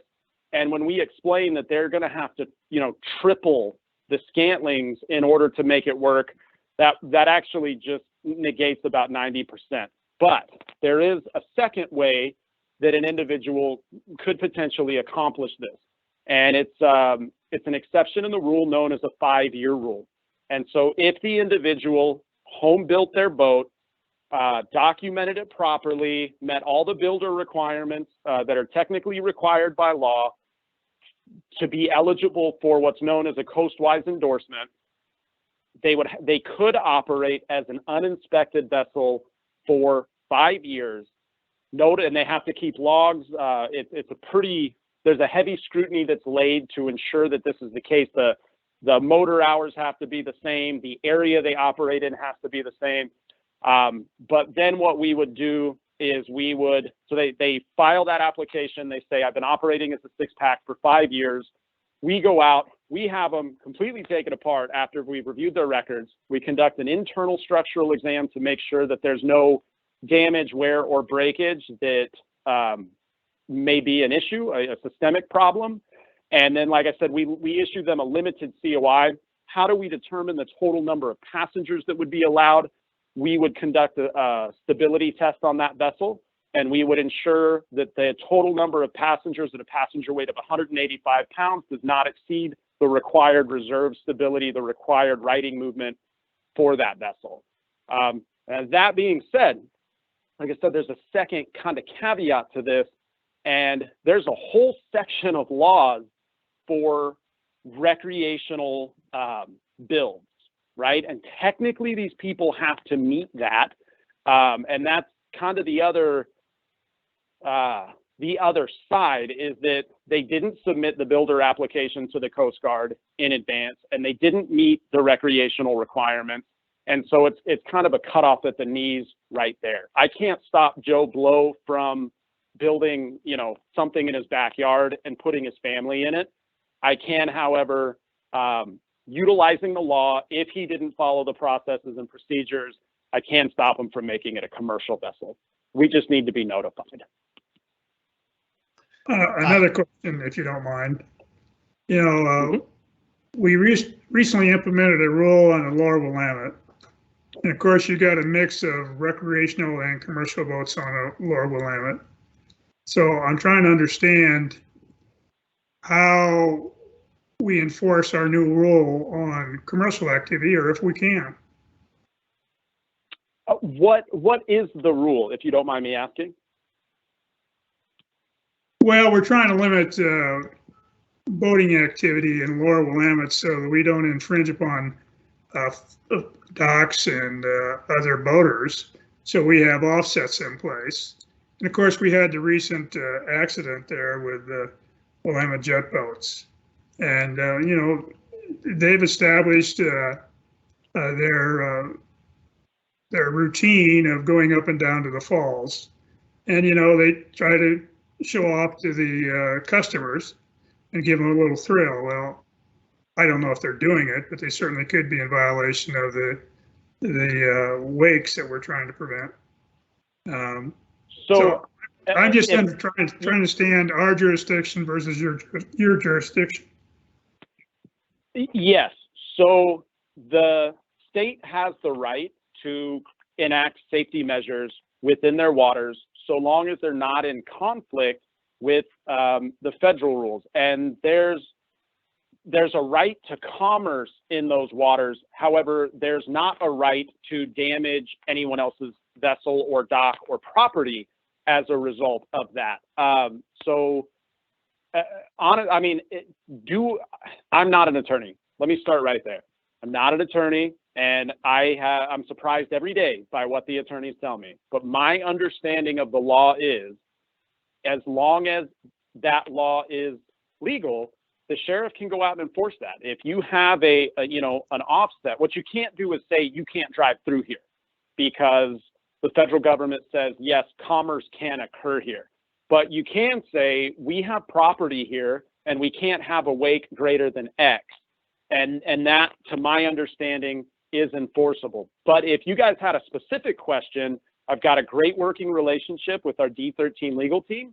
Shoot it over to me in an email, a specific instance, maybe highlight the law specifically as worded, give an example, and ask what the enforcement options are. I will pass that up to our attorneys, and then you guys can take what they say is gold and file it and utilize it for an action plan moving forward. And then this is Randy. I'd like to jump in here for just a minute. When we were developing those rules, we had those discussions with U.S. Coast Guard Legal to help us kind of delineate at what point we start to approach crossing lines. And that has come up in the Lower Willamette and other federally navigable waterways over the years. So for things like slow no wake zones or wake limitations, that falls within the realm of managing recreational boating. And as long as it doesn't impact the ability for commercial boat to operate there, it's within our jurisdiction. If we created a slow no wake zone or prohibited operation of a commercial boat in an area, then we would be exceeding that. So we don't do that. And we've made some adjustments over the years for some of the local operation when that has been pointed out to us. Another thing that is sort of interesting is we talk about sort of the law enforcement authority. One thing that happened in the 2013 legislature when we were updating the laws related to charter vessels is some industry groups got involved because they thought we were overstepping our boundaries with larger inspected passenger vessels. So you will find in our law that we exempt passenger vessels that carry 12 or more passengers for hire inside the line of demarcation, so basically the jetties, from having to register with the Oregon State Marine Board. That was sort of a legislated solution. So that functionally kind of took away our ability to require registration of Willamette jet boats and, the dinner cruises and that sort of thing. So some of those have been bound in statute. The third thing I wanted to mention was in regards to inspection of the recreational vessels. We have a good working relationship with the U.S. Coast Guard Recreational Boating Division. When we hear about somebody producing, whether it's mini jets or any kind of a small motorized boat, if they're producing that and selling that, they have to go through the U.S. Coast Guard. They have to get certified by the U.S. Coast Guard. And we've taken a tack where, you know, we would like them to succeed. They need to meet the Coast Guard specifications for safety concerns. So we contact the contractor with the U.S. Coast Guard to fall back and make contact. In some situations, we've asked the local manufacturer to contact the Coast Guard so they can get legal and continue to carry their small business on. Yeah, Randy, all great. Go ahead, sir. No, you go ahead. No, I was going to say all great points. I think Randy said it more succinctly than I did. You would be hamstrung to prohibit activity, but that activity does not guarantee someone a necessitated right to damage someone else's property. And I think Carl will be able to explain a little more about what options on the federal side would be if that were occurring. So we may pin that and allow Carl to address it as well. Okay, did you have one more quick question, Craig? I'd like to keep this moving. Yeah, I would like to better understand. When do you bring in the National Transportation Safety Board if we have an accident? I'm actually going to pin that and allow Carl to address. That is his wheelhouse, sir. Well, thank you. I appreciate it. Mm-hmm. Yeah. All right. So should I move on to the next slide there? Yeah, if there's no more questions, Carl and Blake, I'm going to hand it over to you guys. Okay.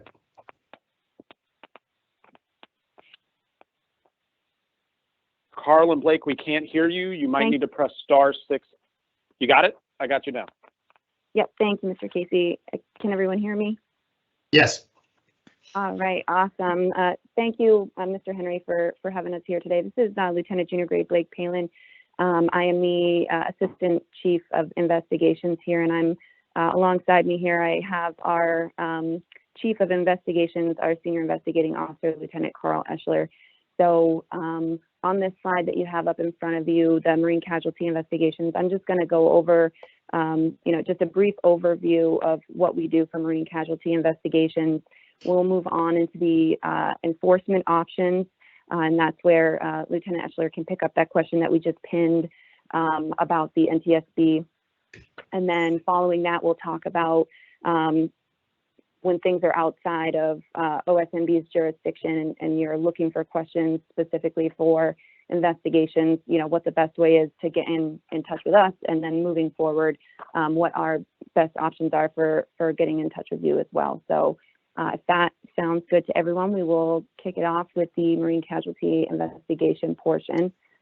So just as an overview, when we're talking about marine casualty investigations, that's going to be part 4 of 46 CFR. And the term marine casualty or an accident applies to events caused by or involving a vessel. And that includes a pretty long list of things, and I'll just kind of skim through them quickly here, but falls overboard, an occurrence with a vessel that involves grounding, stranding, flooding, collision, elision, explosion, fire, loss of propulsion, loss of steering, anything that might affect that vessel's seaworthiness, efficiency, fitness for service or route, or anything that might cause significant harm to the environment. Also, loss of life or injury to crew members or passengers as well. So it's a pretty big list when you're looking at just what a marine casualty is. However, in addition to that, you have marine casualties, and then you also have reportable marine casualties, and they're the same, but they're also different. So not all marine casualties are reportable marine casualties.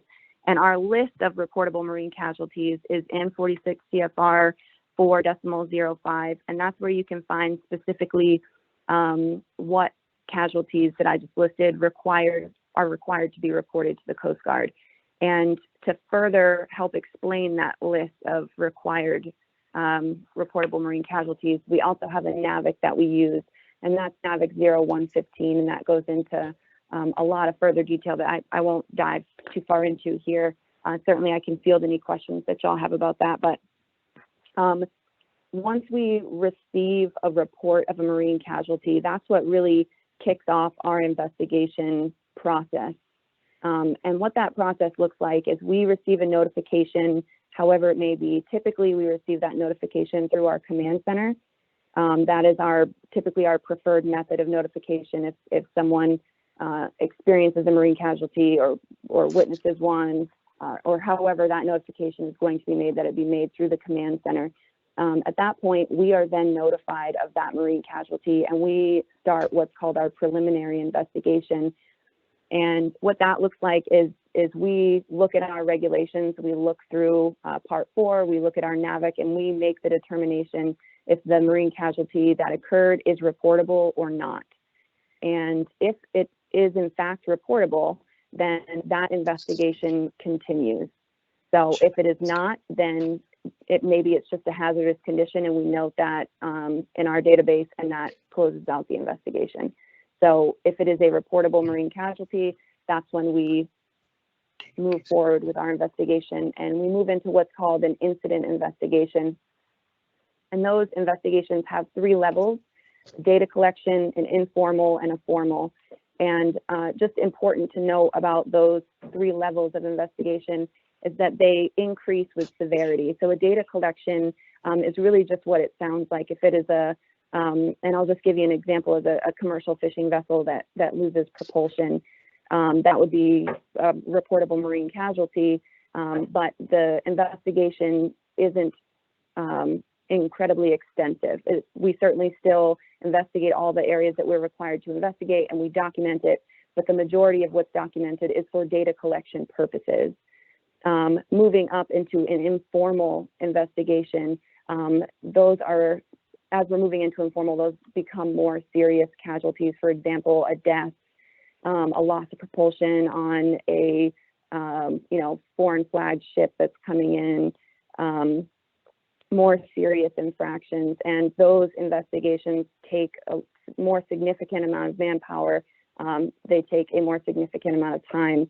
And then, of course, moving up into the formal investigation, again, as we go up in level of severity, the formal investigation takes the longest. We'll have a formal board, and it depends upon, if our unit is going to convene that formal board, if it's going to be convened by our district, or if it's going to be convened by a Marine board, which is designated by the Commandant. So those are just a very broad, 1,000-foot view of the levels of investigation that we have. And after those investigations are complete, they go through a review process at headquarters before they're closed out. And the timeline for that process looks a little bit different dependent upon what level of investigation it is that we're doing. So if we're just doing the data collection level, it should be 40 days from the start of the investigation until the time that it is closed out, meaning that investigation is complete, and in theory, that information could be FOIA'd. For informal, you're looking at 6 months is our timeline to have those completed, and for a formal investigation, you're looking at a year. And again, those timelines can vary, but that is what's in our policy that we try to adhere to make sure that our cases are complete in that timeline. Things to keep in mind as we're going through those investigations, we are also working with other agencies, with CGIS, of course, Osmb, pilots, sheriffs, local police, and all those things kind of go into so they go into the duration of time that it takes to complete the investigation, if that makes sense. And then moving on from the investigation, if there is a recommendation to take enforcement action on anything that is found as a result of that investigation, that's when we move into the enforcement options, so when you're talking about a marine casualty, you might hear the term a Part 4 investigation. And that means that we are in that investigation, we are only investigating the marine casualty. If we find that there was misconduct or negligence or anything that might require enforcement because of a violation of a law or regulation, then that is a separate, we call it a Part 5 investigation, and that moves into enforcement. And with that, I will pass it over to Lieutenant Eschler to talk about enforcement options and Part 5 investigations. Good afternoon, Lieutenant Eschler here, the Senior Investigating Officer. So a little bit about the enforcement options. Coast Guard, that enforcement comes from a couple different sources. So the Investigations Division, as we kind of talked about, what we do is we investigate those marine casualties, and then when there's some act or something that was done that violates law or regulation, then we can do some enforcement from the investigations branch. You also have the Enforcement Division that is out. That's going to be they're stationed out at Sector currently out in Astoria. They've got a group of people. And they work, the Enforcement Division works with the boarding teams. So they can issue NOVs. And then whenever they do a 4100, or when they do a boarding at the end of search and rescue, that is when they do that form. There may be some violations and some civil penalties that come out of that. So we've got a couple different levels of our enforcement. We start with the lowest would be a letter of warning. Move up to a notice of violation, basically just a ticket that we would issue for certain violations. Higher than that, we've got a civil penalty. So backing up, a ticket, we would issue a ticket to somebody, that NOV, and they can either pay it or they can decline it. If they decline it, it moves to that next higher level, which is a civil penalty. That will actually, we prepare a hearing or a case package that goes before a hearing officer. And they'll take a look at the evidence the Coast Guard provides. They'll reach out to the party that we are issuing enforcement against to get any evidence that they may have. And then that hearing officer will take a look at all the evidence and make a final ruling. Settlement. So that deals with, let's back up a little bit. We have credentialed mariners and non-credentialed mariners. So the Coast Guard issues credentials, so we also have the authority to take action against the credential. So most recently, our most recent suspension revocation that we have taken is back this last summer. There was an incident with the Willamette jet boats. There was a collision. The investigation portion, we determined that violations of rules of the road came into play, particularly safe speed and, actions around a blind corner. So the Coast Guard has elected, and we've started suspension and revocation, or let's back up. We started administrative actions against those credentials. It's important to note, we don't take action against a mariner as the U.S. Coast Guard. We take action against a credential. So settlement is a part of that, depending on what the violation is. So we might seek revocation or suspension, and that would go before the judge. And then some cases we can settle outside of the courts. So that's our enforcement that we do. So for those credentialed mariners, some of those violations might be violation of law or regulation, violation of or misconduct, negligence, drug usage, and then any violations that would preclude the issuance of a credential. So if we find out that a mariner, and this is where we kind of get some help from our industry partners, because we don't, obviously if there's a marine casualty involved, we will get notified on that. We can pursue action. But violations which would preclude the issuance of a credential. So if we have a mariner that goes to jail for something, and there's a list of things, but like assault and some other issues, if we don't know that happened, we can't take issue against or we won't take action against the credential, but we find out about that stuff, we'll look into the regulations and we can take action against the credential. So that's basically what we're talking about with violations. Real quick, I wanted to talk about the Ntsb.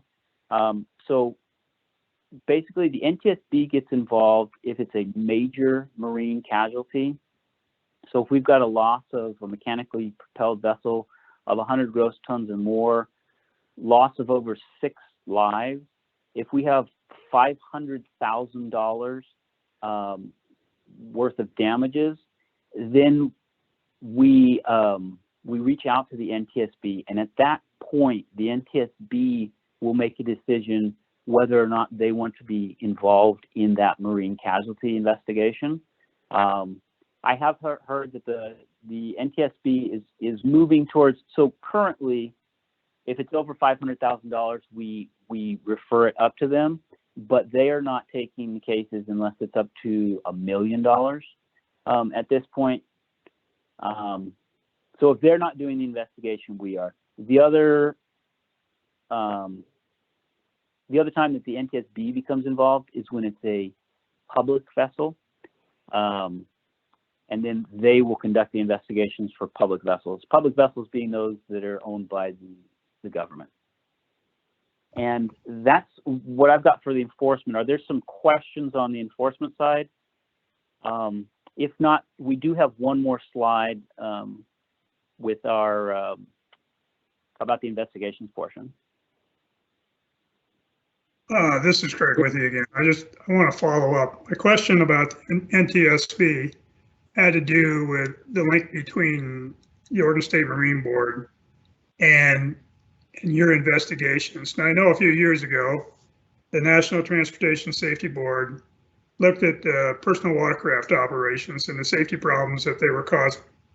And they made some recommendations back to the state agencies and what could be done to reduce the number of violations or the incidents, if you will. And one of those was more education, more certification, et cetera. So that's why I asked the question. You guys wouldn't necessarily make recommendations back to us on changes we could make in our rules to prevent some of these accidents that would normally come from the Ntsb, right? Well, it depends on, so like each of the investigations that we are a part of, that was Coast Guard led, if we did an investigation, we can issue recommendations that would then go to whatever, whether it be a recommendation for a state, a regulation that just doesn't exist, or we would probably move it Coast Guard wise, since we're federal, more like we're pushing for something more federal. But we can issue safety recommendations as well. But then the Ntsb, if they're doing the lead, then they also would do, they would do the recommendations on their side. So they can come from all sides. It just depends on who's kind of leading that investigation. Okay, thank you. That's what I was after. Okay, no problem. And then just a note, what's still on my slide is, and this will bleed into the next slide as well. So as Randy had mentioned before, we've had a great relationship working with Randy when it comes to, and I guess that'll be the next slide, but working between the state, I guess it's up there, working with the state and with the Coast Guard. So, and also with Marianne, when she's had issues with, because the state, when you guys do the recreational stuff, or a state registered vessel, reaching out to me to be able to send you guys information, and then the information flow has been really good, and I want to keep that going. So we'll go ahead and go with Blake now with this next slide. Could you go back one slide, sir, to the outside OSMB jurisdiction slide? Thank you. That's the one. So the title might be a little misleading. We were just, the whole purpose of this slide was just to say, if you come across anything that you are thinking is outside your jurisdiction, or you're wondering about it, or you just have questions in general as to, what to do with whatever situation you have in front of you that you're unsure about, you know, we are happy to answer any questions that you have. So we put our contact information up there. You can make direct contact with the SIO, or you can contact really anyone in our office, but the general investigations emails are right there. That's pdxio@uscg.mil, and then cgpdxio@gmail.com. Those are our two general email inboxes. So if you email those, you will get, it'll send an email to everyone that's attached to our office. Those are the next numbers listed there. Those are our duty investigating officer numbers. So that cell phone is manned 24/7 year round. So if you call that number, you will always get in touch with somebody. And then that's our fax number as well. For the investigations division right now, as I mentioned earlier, Lieutenant Eschler, he's our senior investigating officer, and he is actually leaving this summer. So I kind of wanted to touch briefly on how the transfers work for our office, just so that we can keep this awesome working relationship that we have going. He is transferring out this summer, and then you'll see next down the list for investigating officers, Lieutenant Ortiz. He is also transferring out this summer. I will be here for 3 years. I got here this summer, so I will be here for the next 3 years. And we're in the process of hiring another civilian. So hopefully within the next 6 months, we'll have a new civilian investigator who will be the lead IO for our office, and will also be a great point of contact once that person is hired, because in theory, they'll be here for some time. So you'll have a little more continuity with that civilian investigator than the active duty, because we transfer out every 3 years. So as we're moving on to the rest of the year, you can always email those investigations email addresses directly, and you'll get anyone that is new here and transfers in, but I will be here for at least the next 3 years as well. So you can feel free to contact us on that number or any of those email addresses, or our personal emails, whichever option works best. But we just want to make sure that we're keeping that open communication going and keeping that great working relationship going. And I'm not sure, with Mr. Henry leaving, I'm not sure who you would prefer be our direct point of contact. If we also have questions and we want to reach out, who would be the best person to reach out to on the board? Yeah, thank you for that question. The person taking on the boating law administrator duties will be Marianne McKenzie, our boater education program manager. So she also is the one who manages the boat accident reports or boat incident reports. So she would be the one to contact, and we will get you that information after the meeting. So thank you for that. Awesome. Thank you so much, sir. Yeah. Perfect. I do have one thing to add. So when we talked about the marine casualties, and generally we do the commercial vessels in commercial service. So I just wanted to highlight. So we did have back in August, the sailing vessel Sweet Adeline. That was a vessel that it was a recreational sailing vessel. But the Coast Guard does have the authority to investigate, and we also have the charge to investigate all marine casualties. It's just generally when it happens within state waters, then that's when we would reach out to the state, and then you guys do that. But since this one happened out 50 nautical miles, we're still in the process of completing the report of investigation. So there are times, you know, when we jump out there. Some of the recent enforcement we did was also at the beginning of the Dungeness crab season. We had a commercial fisherman that cut right in front of one of the deep draft vessels and caused a very hazardous situation. It was so we did charge them with negligence. So that's some of the things that we've done that are kind of, and that was within, they were inside the demarcation line, so inside the jetties. So love the open communication. The more we communicate, the more we're able to, you know, keep the water safe. And if there's something we can do, or if there's something that we can get you guys to do, it's just been great working with you guys. So that's all I've got from my side. Okay, thank you. Were we going to talk abandoned derelict vessels? I know we're getting a little pinched for time, so if we can move into that and kind of move through it quickly, that would be great. That was going to be Chief. Go ahead, sir. Sorry.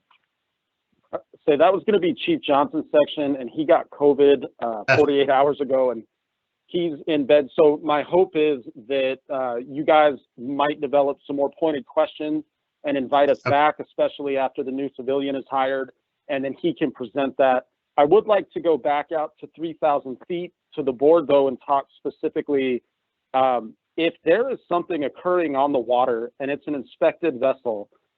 I have incredibly broad authority on that certificate of inspection to make specific operating requirements. So if there was an area that the Oregon State Marine Board said, man, we cannot have a wake here and this is occurring, if I, with good reason and go through the captain of the port and the OCMI, we put that on that says not to exceed, 15 knots in this section.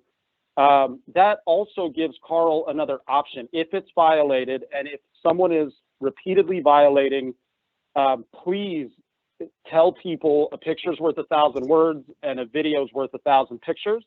You can send it to me directly. I will work with the operator. If need be, I will get action put on the COI. And then if they're caught violating their COI specifically, that is a legal arm that Carl can easily execute to compel compliance. And otherwise, I think, Randy, if no one has any further questions, that concludes today's presentation. Just, sorry, alibi from me from the investigation side. So when I talked about for a credentialed mariner, so any of these commercial operators, again, that's a violation of law, regulation, or misconduct. Misconduct is, as Mr. Casey was mentioning, if it's something written on the COI, or if it's a state law that says you cannot create wake, or whatever it might be, if we can tie it back to a violation of a law or regulation, or something that's written, again, those are things that we can take action against a credentialed mariner for. I just wanted to. And thank you for that. And there's been, I can think of a few instances where we provided information that you didn't have and you were able to take action based on that. So again, that's purely the fact that we've had a good working relationship with you over the last decade. Great.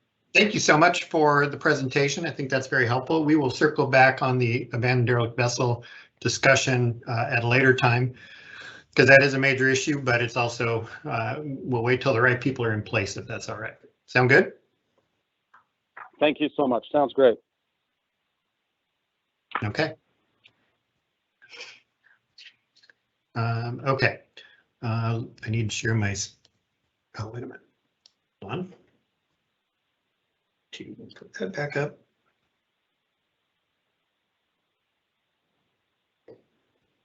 Not that one. Yeah, that's right. Okay, so I'm going to share my screen, and then I'm going to move us along because it's 3:21 and we don't want to be here a whole lot longer. So I'm going to talk about contract alignment. Thank you. Okay. All right. So contract alignment, that's really my way of saying that we need to make sure that the services we're paying law enforcement for through our 32 county contracts and the contract with state police, that we share this kind of the same vision, same direction. And we have a whole list of tools, I guess, we use to impart that education. And certainly COVID has thrown a wrench into those gears. We are adjusting, we're using technology as much as we can. And I think we're doing a decent job, but I'm sure new program manager is going to come in with some new and fresh ideas. So traditionally, it's been pre and post season meeting are kind of the flagship, prepping for the coming season, talk about the primary issues of the day and what our strategies are going to be. Post season meeting is sort of the wrap up. We've had to reduce those from in-person meetings, 1 to 2 days, to a several hours of web conference, because that's about all you can hold people's attentions for. All right, so we've shifted some of that burden to our training events to make so we make sure, and Eddie Persichetti, our law enforcement training coordinator, has been great at coordinating or bringing in our priorities in each of the individual program priorities, such as boater education, outfitter guide, those sorts of things, into our trainings to impart that knowledge to our law enforcement partners. So we brought that to our 2-week academy, to our drift and our jet boat training as a ways to bolster that. Historically, I think the on-location board meetings were also part of that communication sharing, and I'm hopeful the board can get that back to that at some point in the future. Those local meetings in Jackson County and other places were a great opportunity for local law enforcement to connect directly with the board and take them out on location to boat ramps and other areas where maybe some of those issues that come to the board as regulatory requests play out. And that's an excellent two-way dialogue that hasn't been occurring during COVID. Staff travels. Some of my staff is on the road a lot, and they're having conversations, and we talk on a weekly and monthly basis about what each program's priorities are and how that partners with local law enforcement. We do regular updates through emails, through kind of special outreach things. I do seasonal updates. I have done seasonal updates sort of in newsletter format at the beginning of the boating season, middle of the boating season, end of the boating season. And then another great tool we have is our law enforcement database library. That's something we've beefed up in the last few years. We posted a number of documents there that explain our policies and procedures to law enforcement. We can provide updates there. We provide a number of tools for them to help carry out our priorities. And probably the flagship of the relationship with the counties is the contract renewal. That's the official document that carries a message about our priorities and is sort of that individually agreed upon action plan for what each county is going to do in each area. We sign off on that, they sign off on that, they get their money, we give reimbursements, and on it goes.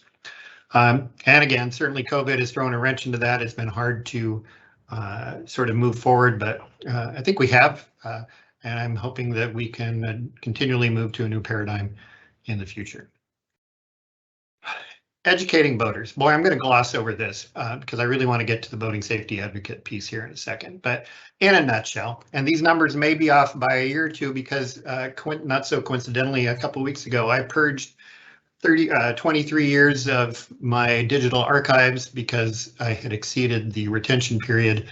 And in some of those were the actual documents we came up with in the early 2000s to implement our boater education program. There was a lot of good historical information there, so too bad. Anyway, back around 1972, Oregon implemented the voluntary boater education course. I think it was called Boat Oregon or Basic Boating. I forget the name of it, but you could call us, we'd send you the book, you could take the test, you'd send in your answer sheet, we'd issue a diploma, and that was boater education in the day. In 1999, approximately 2 weeks after I got this job, we got the mandatory boater education program through the legislature. When I heard that was a program, I almost went back to from whence I came because I wasn't sure I would have survived a mandatory boating education program implementation. Turns out it's great. The program has worked well. It's very popular. As a perspective, we did probably 1,000 or so voluntary boater education courses from 1972 to 1999. And since 1999 or since 2001, when the first card was issued, we have issued 350,000 boater education cards. So that's a big deal. So in 2001, we issued the first card. That's my card right there. I like to brag that my number is number 3. The former director, Paul Don Hefner, was card number 1. So there you go. We did an age-based phase-in back in the day, and you can see in this little chart here from 2006 or so that that requirement definitely caused people to go out and get their course, and we issued a large number of cards those first few years. And we continued to do a lot of boater education out there. It continues to evolve. The online training through our partners uses the latest science to impart retention of key information. There's a lot of science that goes into the online courses that you see now. They're so much better than they were back in 2002 or so. We were fortunate to have Marianne McKinsey, who's been heavily involved with NSB over the last 15, 16 years. Yeah, long time, almost 2 decades. in setting standards, updating policies and procedures, working with various contracts to enhance courses and curriculums. And a lot of that work has been aligning our needs, our individual state needs, with the national standards. It's kind of a dance that occurs every year as we review courses and approve them. It happens largely behind the scenes, but our program delivers what the law requires, plus a lot of value on top of that. For decades, volunteer instructors did the yeoman's job of teaching classes statewide. But the number of students has declined dramatically, especially as online learning has improved and more people have internet access and are used to that style. They actually demand that style of learning. It's got a lot of securities built into it, so we feel like the education that people get is good. The classroom courses hit up against the COVID restrictions. We just haven't been able to do classroom courses. Marianne was instrumental in helping get approval from Ntsb to do the online courses via internet, so basically a live web broadcast of a classroom course. And that's worked well, but it's also kind of labor intensive. And in the last year, we've probably only done less than 100 people through the virtual classroom courses. As we are looking, so it's an excellent tool to have in the toolbox. It helps people in rural areas or who are otherwise restricted. So things are going to continue to evolve there. Historically, Marine officers also delivered a component of boating education in the field, but over the last 2 decades, it has been an uphill battle. They're being pulled in so many ways that it is not a priority for them. Some of the counties still do a great job of getting into their local schools and doing courses at the local level, but they are a minority these days. Okay, so this is the fun part. As we have looked, so a number of things have come together in the last few years, and we have been looking for ways to sort of fill in at the community level and start doing boater education where people actually hit the water. We have made an assumption that people who operate boats 10 horsepower or greater are going through the mandatory boater education program. There's a lot of courses aimed at them. For boats under 10, there are some online courses they can take, but for obvious reasons, there's not a whole lot of opportunity there. And a lot of these participants are so casual about it that they're not going to look for a course. There's no mandatory. We've seen how voluntary education doesn't collect many people. I don't believe it ever will. But grassroots education at the point of interaction does have a lot of value, and we are trying to develop that further. So last year we we headed into the idea of boating safety advocates. So we hired 2 folks on contract. On the South Coast, we have Luke Martinez, and in the South Valley, we have Randy Turney to work at the local level. These are people who are very familiar with local boating activities, local clubs and organizations, local schools.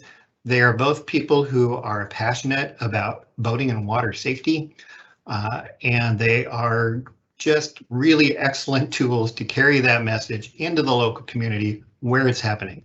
To some extent, they're taking up the slack from what the Marine officers may have done 20 years ago or so, but they're also a whole new venue in reaching youth groups and other folks who are sort of new to boating.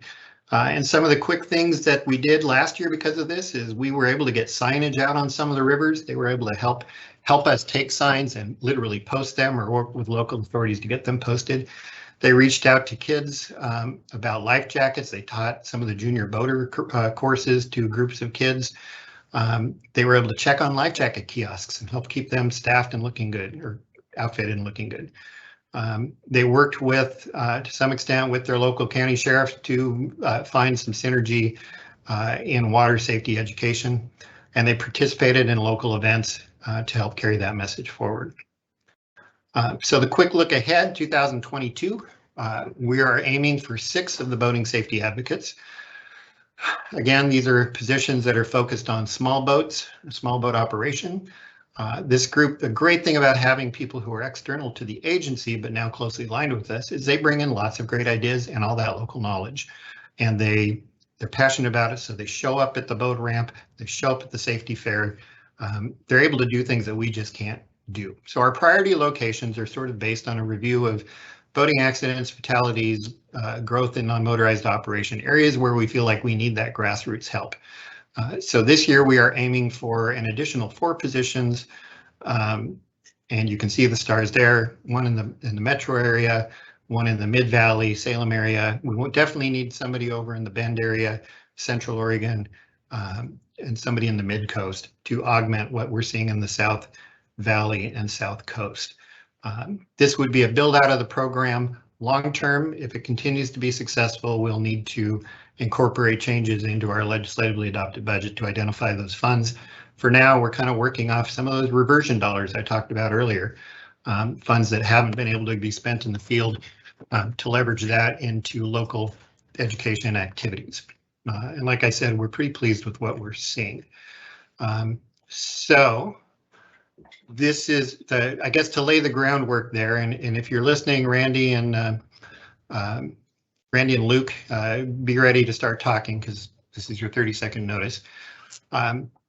We have a contract. That contract includes a statement of work, and in that statement of work are requirements that the liaison with local boaters, they participate in local events and fairs, they conduct on-water classroom and community training, they coordinate with local parks when possible, like doing the campfire chats and those sorts of things. They network with local water recreation organizations such as river keepers, water trail advocates, and river ambassadors. As Craig noted, there are some other organizations out there that dabble in boating safety. Some are focused more on water safety. We should be linking arms with those folks and sharing messages and resources and building that partnership out. So I think this is a great opportunity to do that. And then one thing we'll want the boating safety advocates to do is some basic observational surveys so we can see if we are making a difference or help us figure out where problem areas are. So that's what this looks like in the coming year. And on that, I have some slides that were brought forward by our 2 current boating safety advocates. So before I launch them off, I do want to say that this program has the potential to be a huge amount of fun. I'm actually really envious of Marianne McKenzie that she gets to oversee this project. If we can find 4 more people with the energy and enthusiasm that Randy Turney and Luke Martinez have, we'll be doing great work in 2022 and beyond. So Luke and Randy, I'm going to turn it over to you. Let's start with Luke. Luke has been functionally doing, we modeled this program after him because he was doing some of this work anyway, and he's been doing it for several years. So I'm going to start with him, and then you guys can kind of talk through the next few slides. Is that okay? You guys ready? Sure, sounds good. Okay. Sounds good. Everybody hear me all right? We can hear you. Can you see the slides, or do I need to tell you what's up? No, we can see them. Thank you very much. Okay. Randy T, you want me to start? Yeah, go ahead, Luke. Okay, sounds good. Thank you, Chair Early and the entire Marine Board for allowing this opportunity for us to speak. My name is Luke Martinez. I am your Curry County boating safety advocate. And so what we are, I guess, and I'm going to dive off of Randy's statement here, is that we are your boots on the ground outreach and education approach to spreading the culture of safety out on your waterways. So what Randy and I have been doing in our areas, focusing on the outreach and education portions, and that involves patrolling the waterways, mostly on non-motorized craft, accessing the boat ramps, access points, and educating our users out on the waterways. So some things that we've been focusing on are number 1, do you have a life jacket on? And B, if not, is it on your watercraft? Is it easily accessible? We're also talking to folks about, the conditions that they're boating in, where they're at. Are they aware of their environment? Because as we've seen from the data, and just I've seen in my region and have heard from Randy up in Lane County, there's been quite the influx of non-motorized boaters and just boating traffic in general. So something I can say about this, and I'll let Randy T speak, is that what the reception we've been getting out in the field is that boaters and users along our waterways have been very appreciative of the information that we give them. So that's been a great response to feel that and be able to interact with them on a personal level and kind of answer any type of questions they have about the area or about what they need to adhere to in terms of laws regarding the State Marine Board. And so a lot of times we'll educate folks in terms of not having a life jacket. If you know a Marine deputy were to come by and see them again, what that citation may be, but just to kind of put that into their mindset and let them kind of, as Randy said, develop that culture of safety. Randy T, you want to jump in on this slide? Yeah, exactly. And you know, in terms of that outreach and education, Luke and I, we you know, having talked to all ages on the water and boating safety aspects, this past year we began to be able to change behaviors with many of the folks that we've worked with. From a young girl at the Willamette River Festival that I spoke with, she was just really excited about learning about life jackets and you know, wearing a life jacket. And then, you know, something very recent, I was over on the Siuslaw doing a patrol, and I talked with a fisherman, and after talking to me, he indicated that he was going to start wearing his life jacket when he's wading in the river, when he's fishing for steelhead. And it's that sort of behavioral change that we're looking for, and being able to, you know, talk to the people on the riverbanks, you know, being able to have that immediate outreach and education. The picture that's up here, Luke and I did a saturation patrol of 2 on the Chetco, and we talked to a lot of folks. We talked about their, you know, we talked to them about their life jackets, about their wear, about, you know, just what it means to be a safe boater. So I think that we're actually beginning to move the needle there on the outreach and education. And on that, thank you, Randy, is that the thing that we are seeing is that change in culture. As Randy T said, you know, I've been doing this for the last year and a half, and this season in particular, I have return boaters that I'll run into in the waterways, and a rewarding feeling is seeing them actually wearing a life jacket, as opposed to the last year when I saw them and they weren't wearing life jackets. So seeing that culture of change happen is great. So moving on, we'll talk about the other component of our work, and that's the in-school water safety instruction. Due to COVID, it was tough this last season, but in the springtime, we were able to get into some classrooms, some outside settings. And we'll answer some questions there whenever you're ready. So this year we got to get into the classrooms, and we had over 500 students that we were able to teach. And what we are modeling our instruction is out of the Waterwitz curriculum that the State Marine Board developed back in, and Mary Ann can answer this for me, but I think it was in the 2015, 2016. And from that, and teaching them environmental stewardship, some of the other concepts in that Waterwitz curriculum. And then also at the end of these instructions, we're also teaching them how to put on life jackets properly. And why I really feel that this is a really important scope of work is that, you know, in terms of the culture of safety, starting with boating safety, it starts with our youth. And so it's really neat to be able to teach them some of these skills and move forward with that. I know that in future discussions, we're talking about summer camp style instruction as well. Is there a question that somebody has? Yeah, I think Jorge had a question. Go ahead, Jorge. Thank you. Well, first of all, thank you, Luke, for the presentation and the work you're doing. Randy, quick question on the fatalities, the breakdown. Do we have any information on the demographic of those fatalities, just to kind of maybe identify which communities are perhaps more prone to drowning? And, you know, are there efforts also to bring this training to Spanish? You know, I've just been looking at some of those fatalities. I know there's been a large number of drownings within the Latino community, and I think it would be great to maybe also be sure that we're reaching out to this community as well. Yeah. Thank you for that question. Right. We have added the to the statement of work an item to include community underrepresented communities to the boating safety advocates' role of getting out there. So to make sure that we're starting to feed that information to some communities we may have traditionally overlooked. As far as our fatality counts go, we can break it down by type of activity, by what they were, if they were wearing life jackets or alcohol involved. We probably haven't done. Have we done a more in-depth look at sort of different minority groups or involvements in fatalities? We know that that occurs, but when it comes to just fatalities, or when it comes to fatalities, the number is, yeah, I guess to be straight up, I haven't dived in to look at how individual communities are impacted. The numbers are fairly small. We see certainly some populations in there that are involved. I know that when we look at the larger number of water related fatalities, inner tubing, swimming, that sorts of thing, those are outside what we count. We don't track those. And my guess is that's probably a different subset of users as well.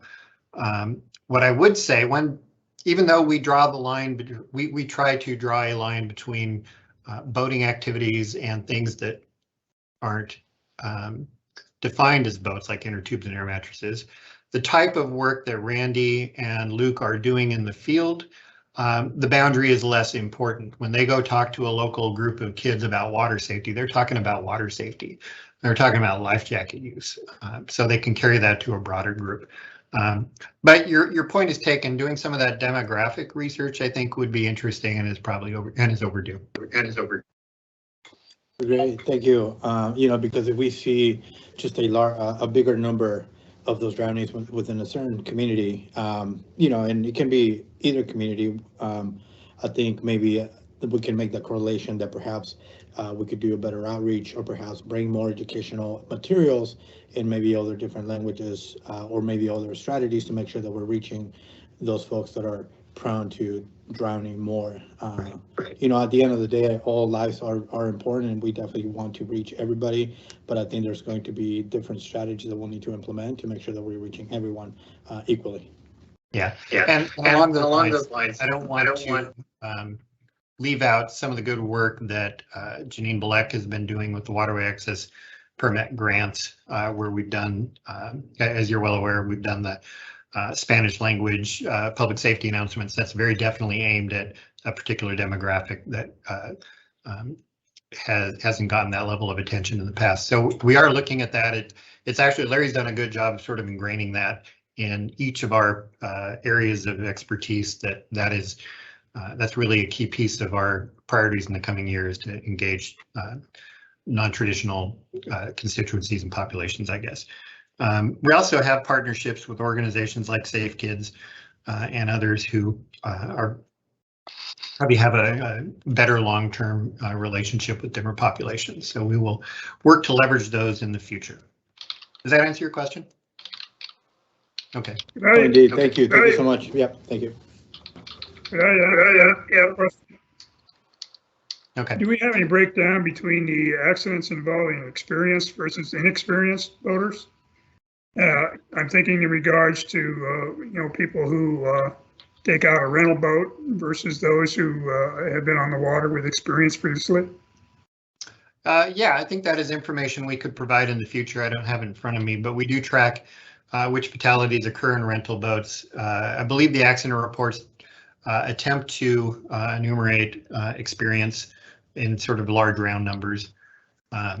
So we can put that together in the future. I'll put Marianne right on that. We'll come back with that. Okay. All right. Back to you, Luke and Randy. Thank you. Thank you, Jorge, for that question regarding those incidences. And something that Randy and I are doing and working on now is we do collect data out in the field. And so right now we collect data, there's of course environmental data about, the water temperatures, air temperatures, what the weather is, and then of course the water body and the geographic location. But we're also collecting data on what craft we're meeting, what type of craft it is, how many people are using that craft, are they 13 years age or under. We are also trying to collect some data on where they're from, what their zip code is. And so that data in the future, I think, will maybe help, decision-making processes there that could help you there. So that's something that I know we're going to be working on here this next month with Marianne and Jessica, is to refine some of that data and how we're collecting it and what that looks like. So thank you for that great question, because yeah, when we are out there in the field, I guess when we look at this work, we're prevention. We're a preventative measure out there to make sure people are coming home at the end of the day safe and having a good time out on our waterways. So if there's no questions with that, Randy T, do you have anything? I want you to talk about this because Randy Turney did some great community outreach events in Lane County this season, and I'd like to hear what he has to say about that. Yeah, this is one of the pictures that I referred to earlier. This was the little girl that I saw at the Willamette River Festival. I had the good fortune to set up a kiosk there, and we had the boat there. We also had the Eugene Fire and Safety's rescue boat there. So we kind of created quite a stir in our little eddy there at the Willamette River Festival. And just being able to talk to the little ones, and because we have the good fortune to live in Oregon, where we have unlimited amounts of water to go play in and around, and it's that sort of thing that if we can get to these kids early on and create good habits with them, create water safety with them, and then a little bit later boating safety with them, then they have the opportunity to have a lifetime of safe recreation. And that's, I've had that same good fortune, a lifetime of good of safe recreation, and that's really where we're headed here in our work with the younger set. I also had the opportunity to do a safety presentation with a kayak club, and you would think that with a kayak club that was something that they already know all of this, but what I really try to impress upon them is you are the good example that people are going to be looking to. You are the ones that have good water safety. You're the ones that have good boat safety. You being that good example out there does not go unnoticed. So, really bringing water and boating safety to the groups in the community has been a large part of our role this past year.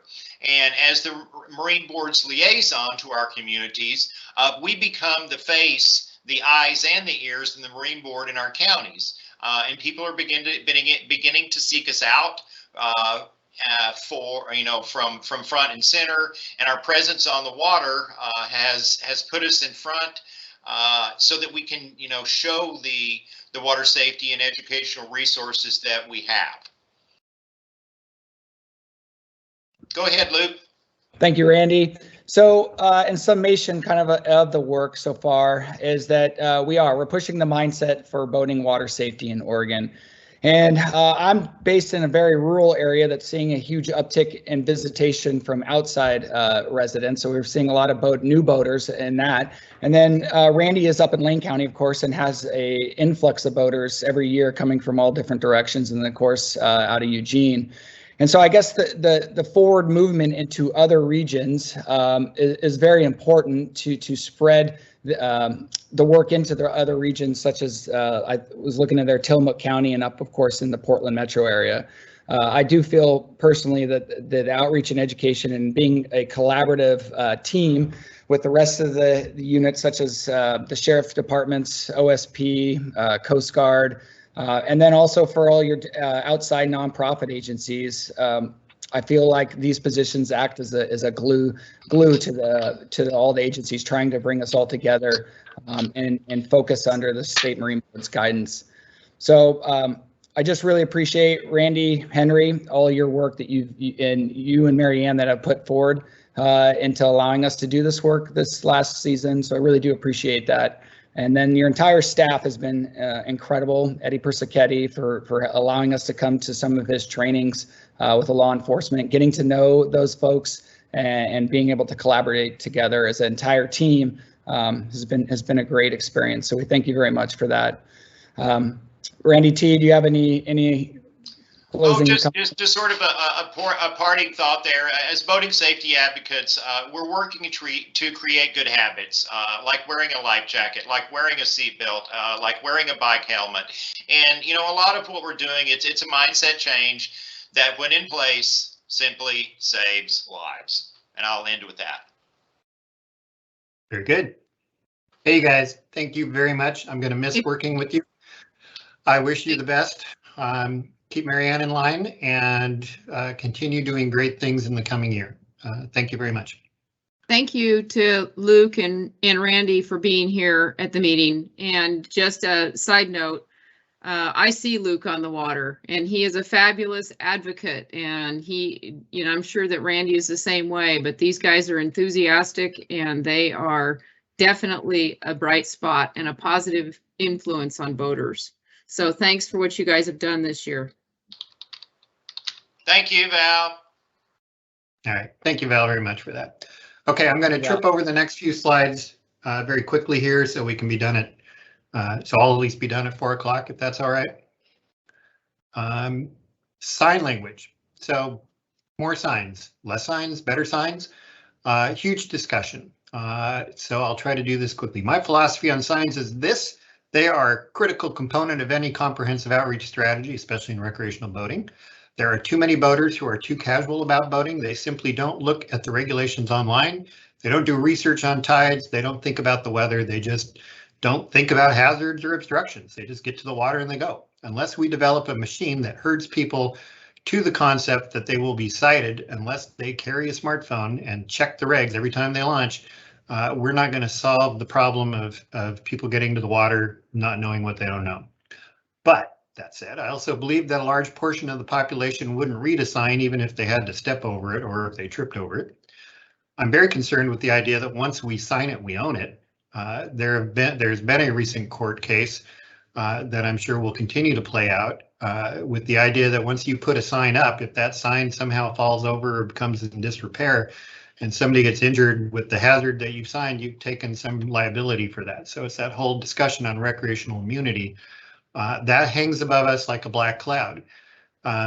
I still feel like when you've got certain situations, you need to sign for it. And one example is Ntsb. You know, I've got some sample signs up here. To get the life jacket sign, we do obstruction signs with the QR code at Greensbridge and other locations around the state where there's a lot of obstructions. At Ntsb, there was no safety signage there at all, and yet we were losing a couple people a year because they would launch their little boat and be swept out into the surf during the outgoing tide. So those sorts of signs, I think, are stopgap safety signs to get people at the water. They can't say we didn't try, I guess is what I'm getting at. There's also the component that law enforcement is hesitant to cite somebody or cite somebody, I guess, if information is not readily available to them on a new or unusual regulation. So signs are important. Okay. There's also a lot of problems with signs. Let's see here. I have a section on this. Signs have limitations. Having a statewide sign plan would be a great idea, but it's also a huge, heavy lift. It's extremely complex because the Marine Board doesn't own or manage any facilities. So in order for us to do signage, theoretically, we should be talking to the facilities manager. They have their own priorities. They have their own infrastructure issues. It's not an easy thing to do.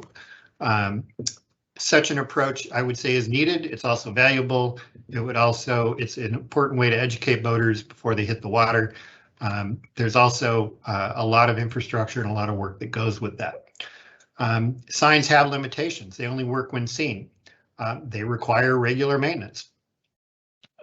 There are an abundance of signs already out there cluttering up the space, and the more signs you get, the less effective they are. If you've ever approached a signboard with 10 or 15 signs on it, are you going to read any of those? How are they going to compete for your attention? It just gets very difficult, and it takes a lot of labor to install and maintain them.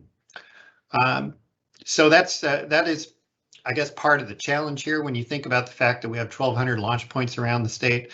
That is a huge job. We really have to leverage our partnerships to make that happen. So yeah, signs are important. You also have to launch into that one carefully. Okay, we get to the rules and tools. It's less more. So do we need more rules? Do we need fewer rules out there? And I guess I will throw my own little piece of opinion in there. When boating stops changing, maybe we can stop making rules. But I'm going to kind of punt. This is much more of a Josh issue than a Randy issue. There are all kinds of boats. Boating technology is moving along at breakneck speed. There are many ways to enjoy waterways in the state. There are many new devices to do that. We have jet levs, we have hydroplaning, stand-up paddleboard-like things, certainly the mini jets, all kinds of things. And that's just what's come up in the last 5 to 10 years. What does the next 5 to 10 look like? How will that impact what we would call traditional boating, which is something that's called out in statute? How do we deal with that? Again, I guess I would say that if we can remove barriers so people can enjoy the water safely and share the water more effectively, that's great. But I'm going to punt on the idea that we should eliminate rules or that kind of stuff. That's just, there's too many variables and it's not in my area of expertise. So that's my 2 cents on that. My last slide is just kind of a goodbye. This is my last presentation, the last minute of my last presentation in probably 100 and some odd board and commission meetings over the last 32 years. And this is what I'm going to be doing starting in about 4 days. A little more fishing, a little more boat building, and a little more enjoying myself out there. I will always have a soft spot in my heart for the Oregon State Marine Board. I will always be an advocate for safe boating. I will always care about what this agency does. And I'm going to be on the sidelines rooting as loud as I can for people like Marianne and Eddie Persichetti and Brian Paulson and Jessica Watson and the rest of my staff, Cindy Bolduc and Naomi and Larry and Josh and all the rest to get the job done and to help boaters really enjoy this this amazing state. I am looking forward to going back to some waterways I haven't been to in 20, 30, 40 years and learning them all over again. And you can bet that I'll be wearing my life jacket. So there you go. That's the end for me. Any questions I can answer?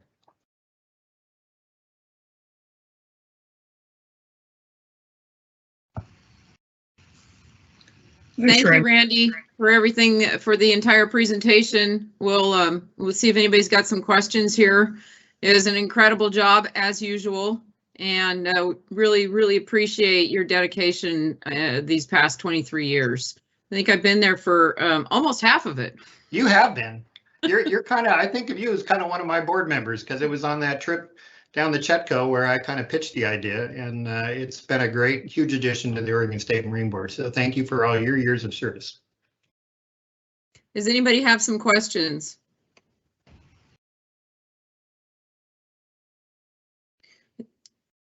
Doesn't look like it. That's a lot of information, and I'm sure that there will be some follow-up presentations in the future. A few things that were asked that are going to be additional topics that somebody will need to handle. So as there are no more questions, I would just like to say once again, Randy, thank you, thank you, thank you. And thank you to the U.S. Coast Guard for being here. Thank you to the boating safety advocates, Luke and Randy T, for being here and giving us their 50 cents of what they do and explaining to us what we authorized last year too. So we're looking forward to that expanding. And then we will adjourn, and tomorrow morning we will be bright and early at 8:30 on another session. Thanks, Randy. All right, thank you all. Thank you, Randy. Bye-bye. Thank you, everyone.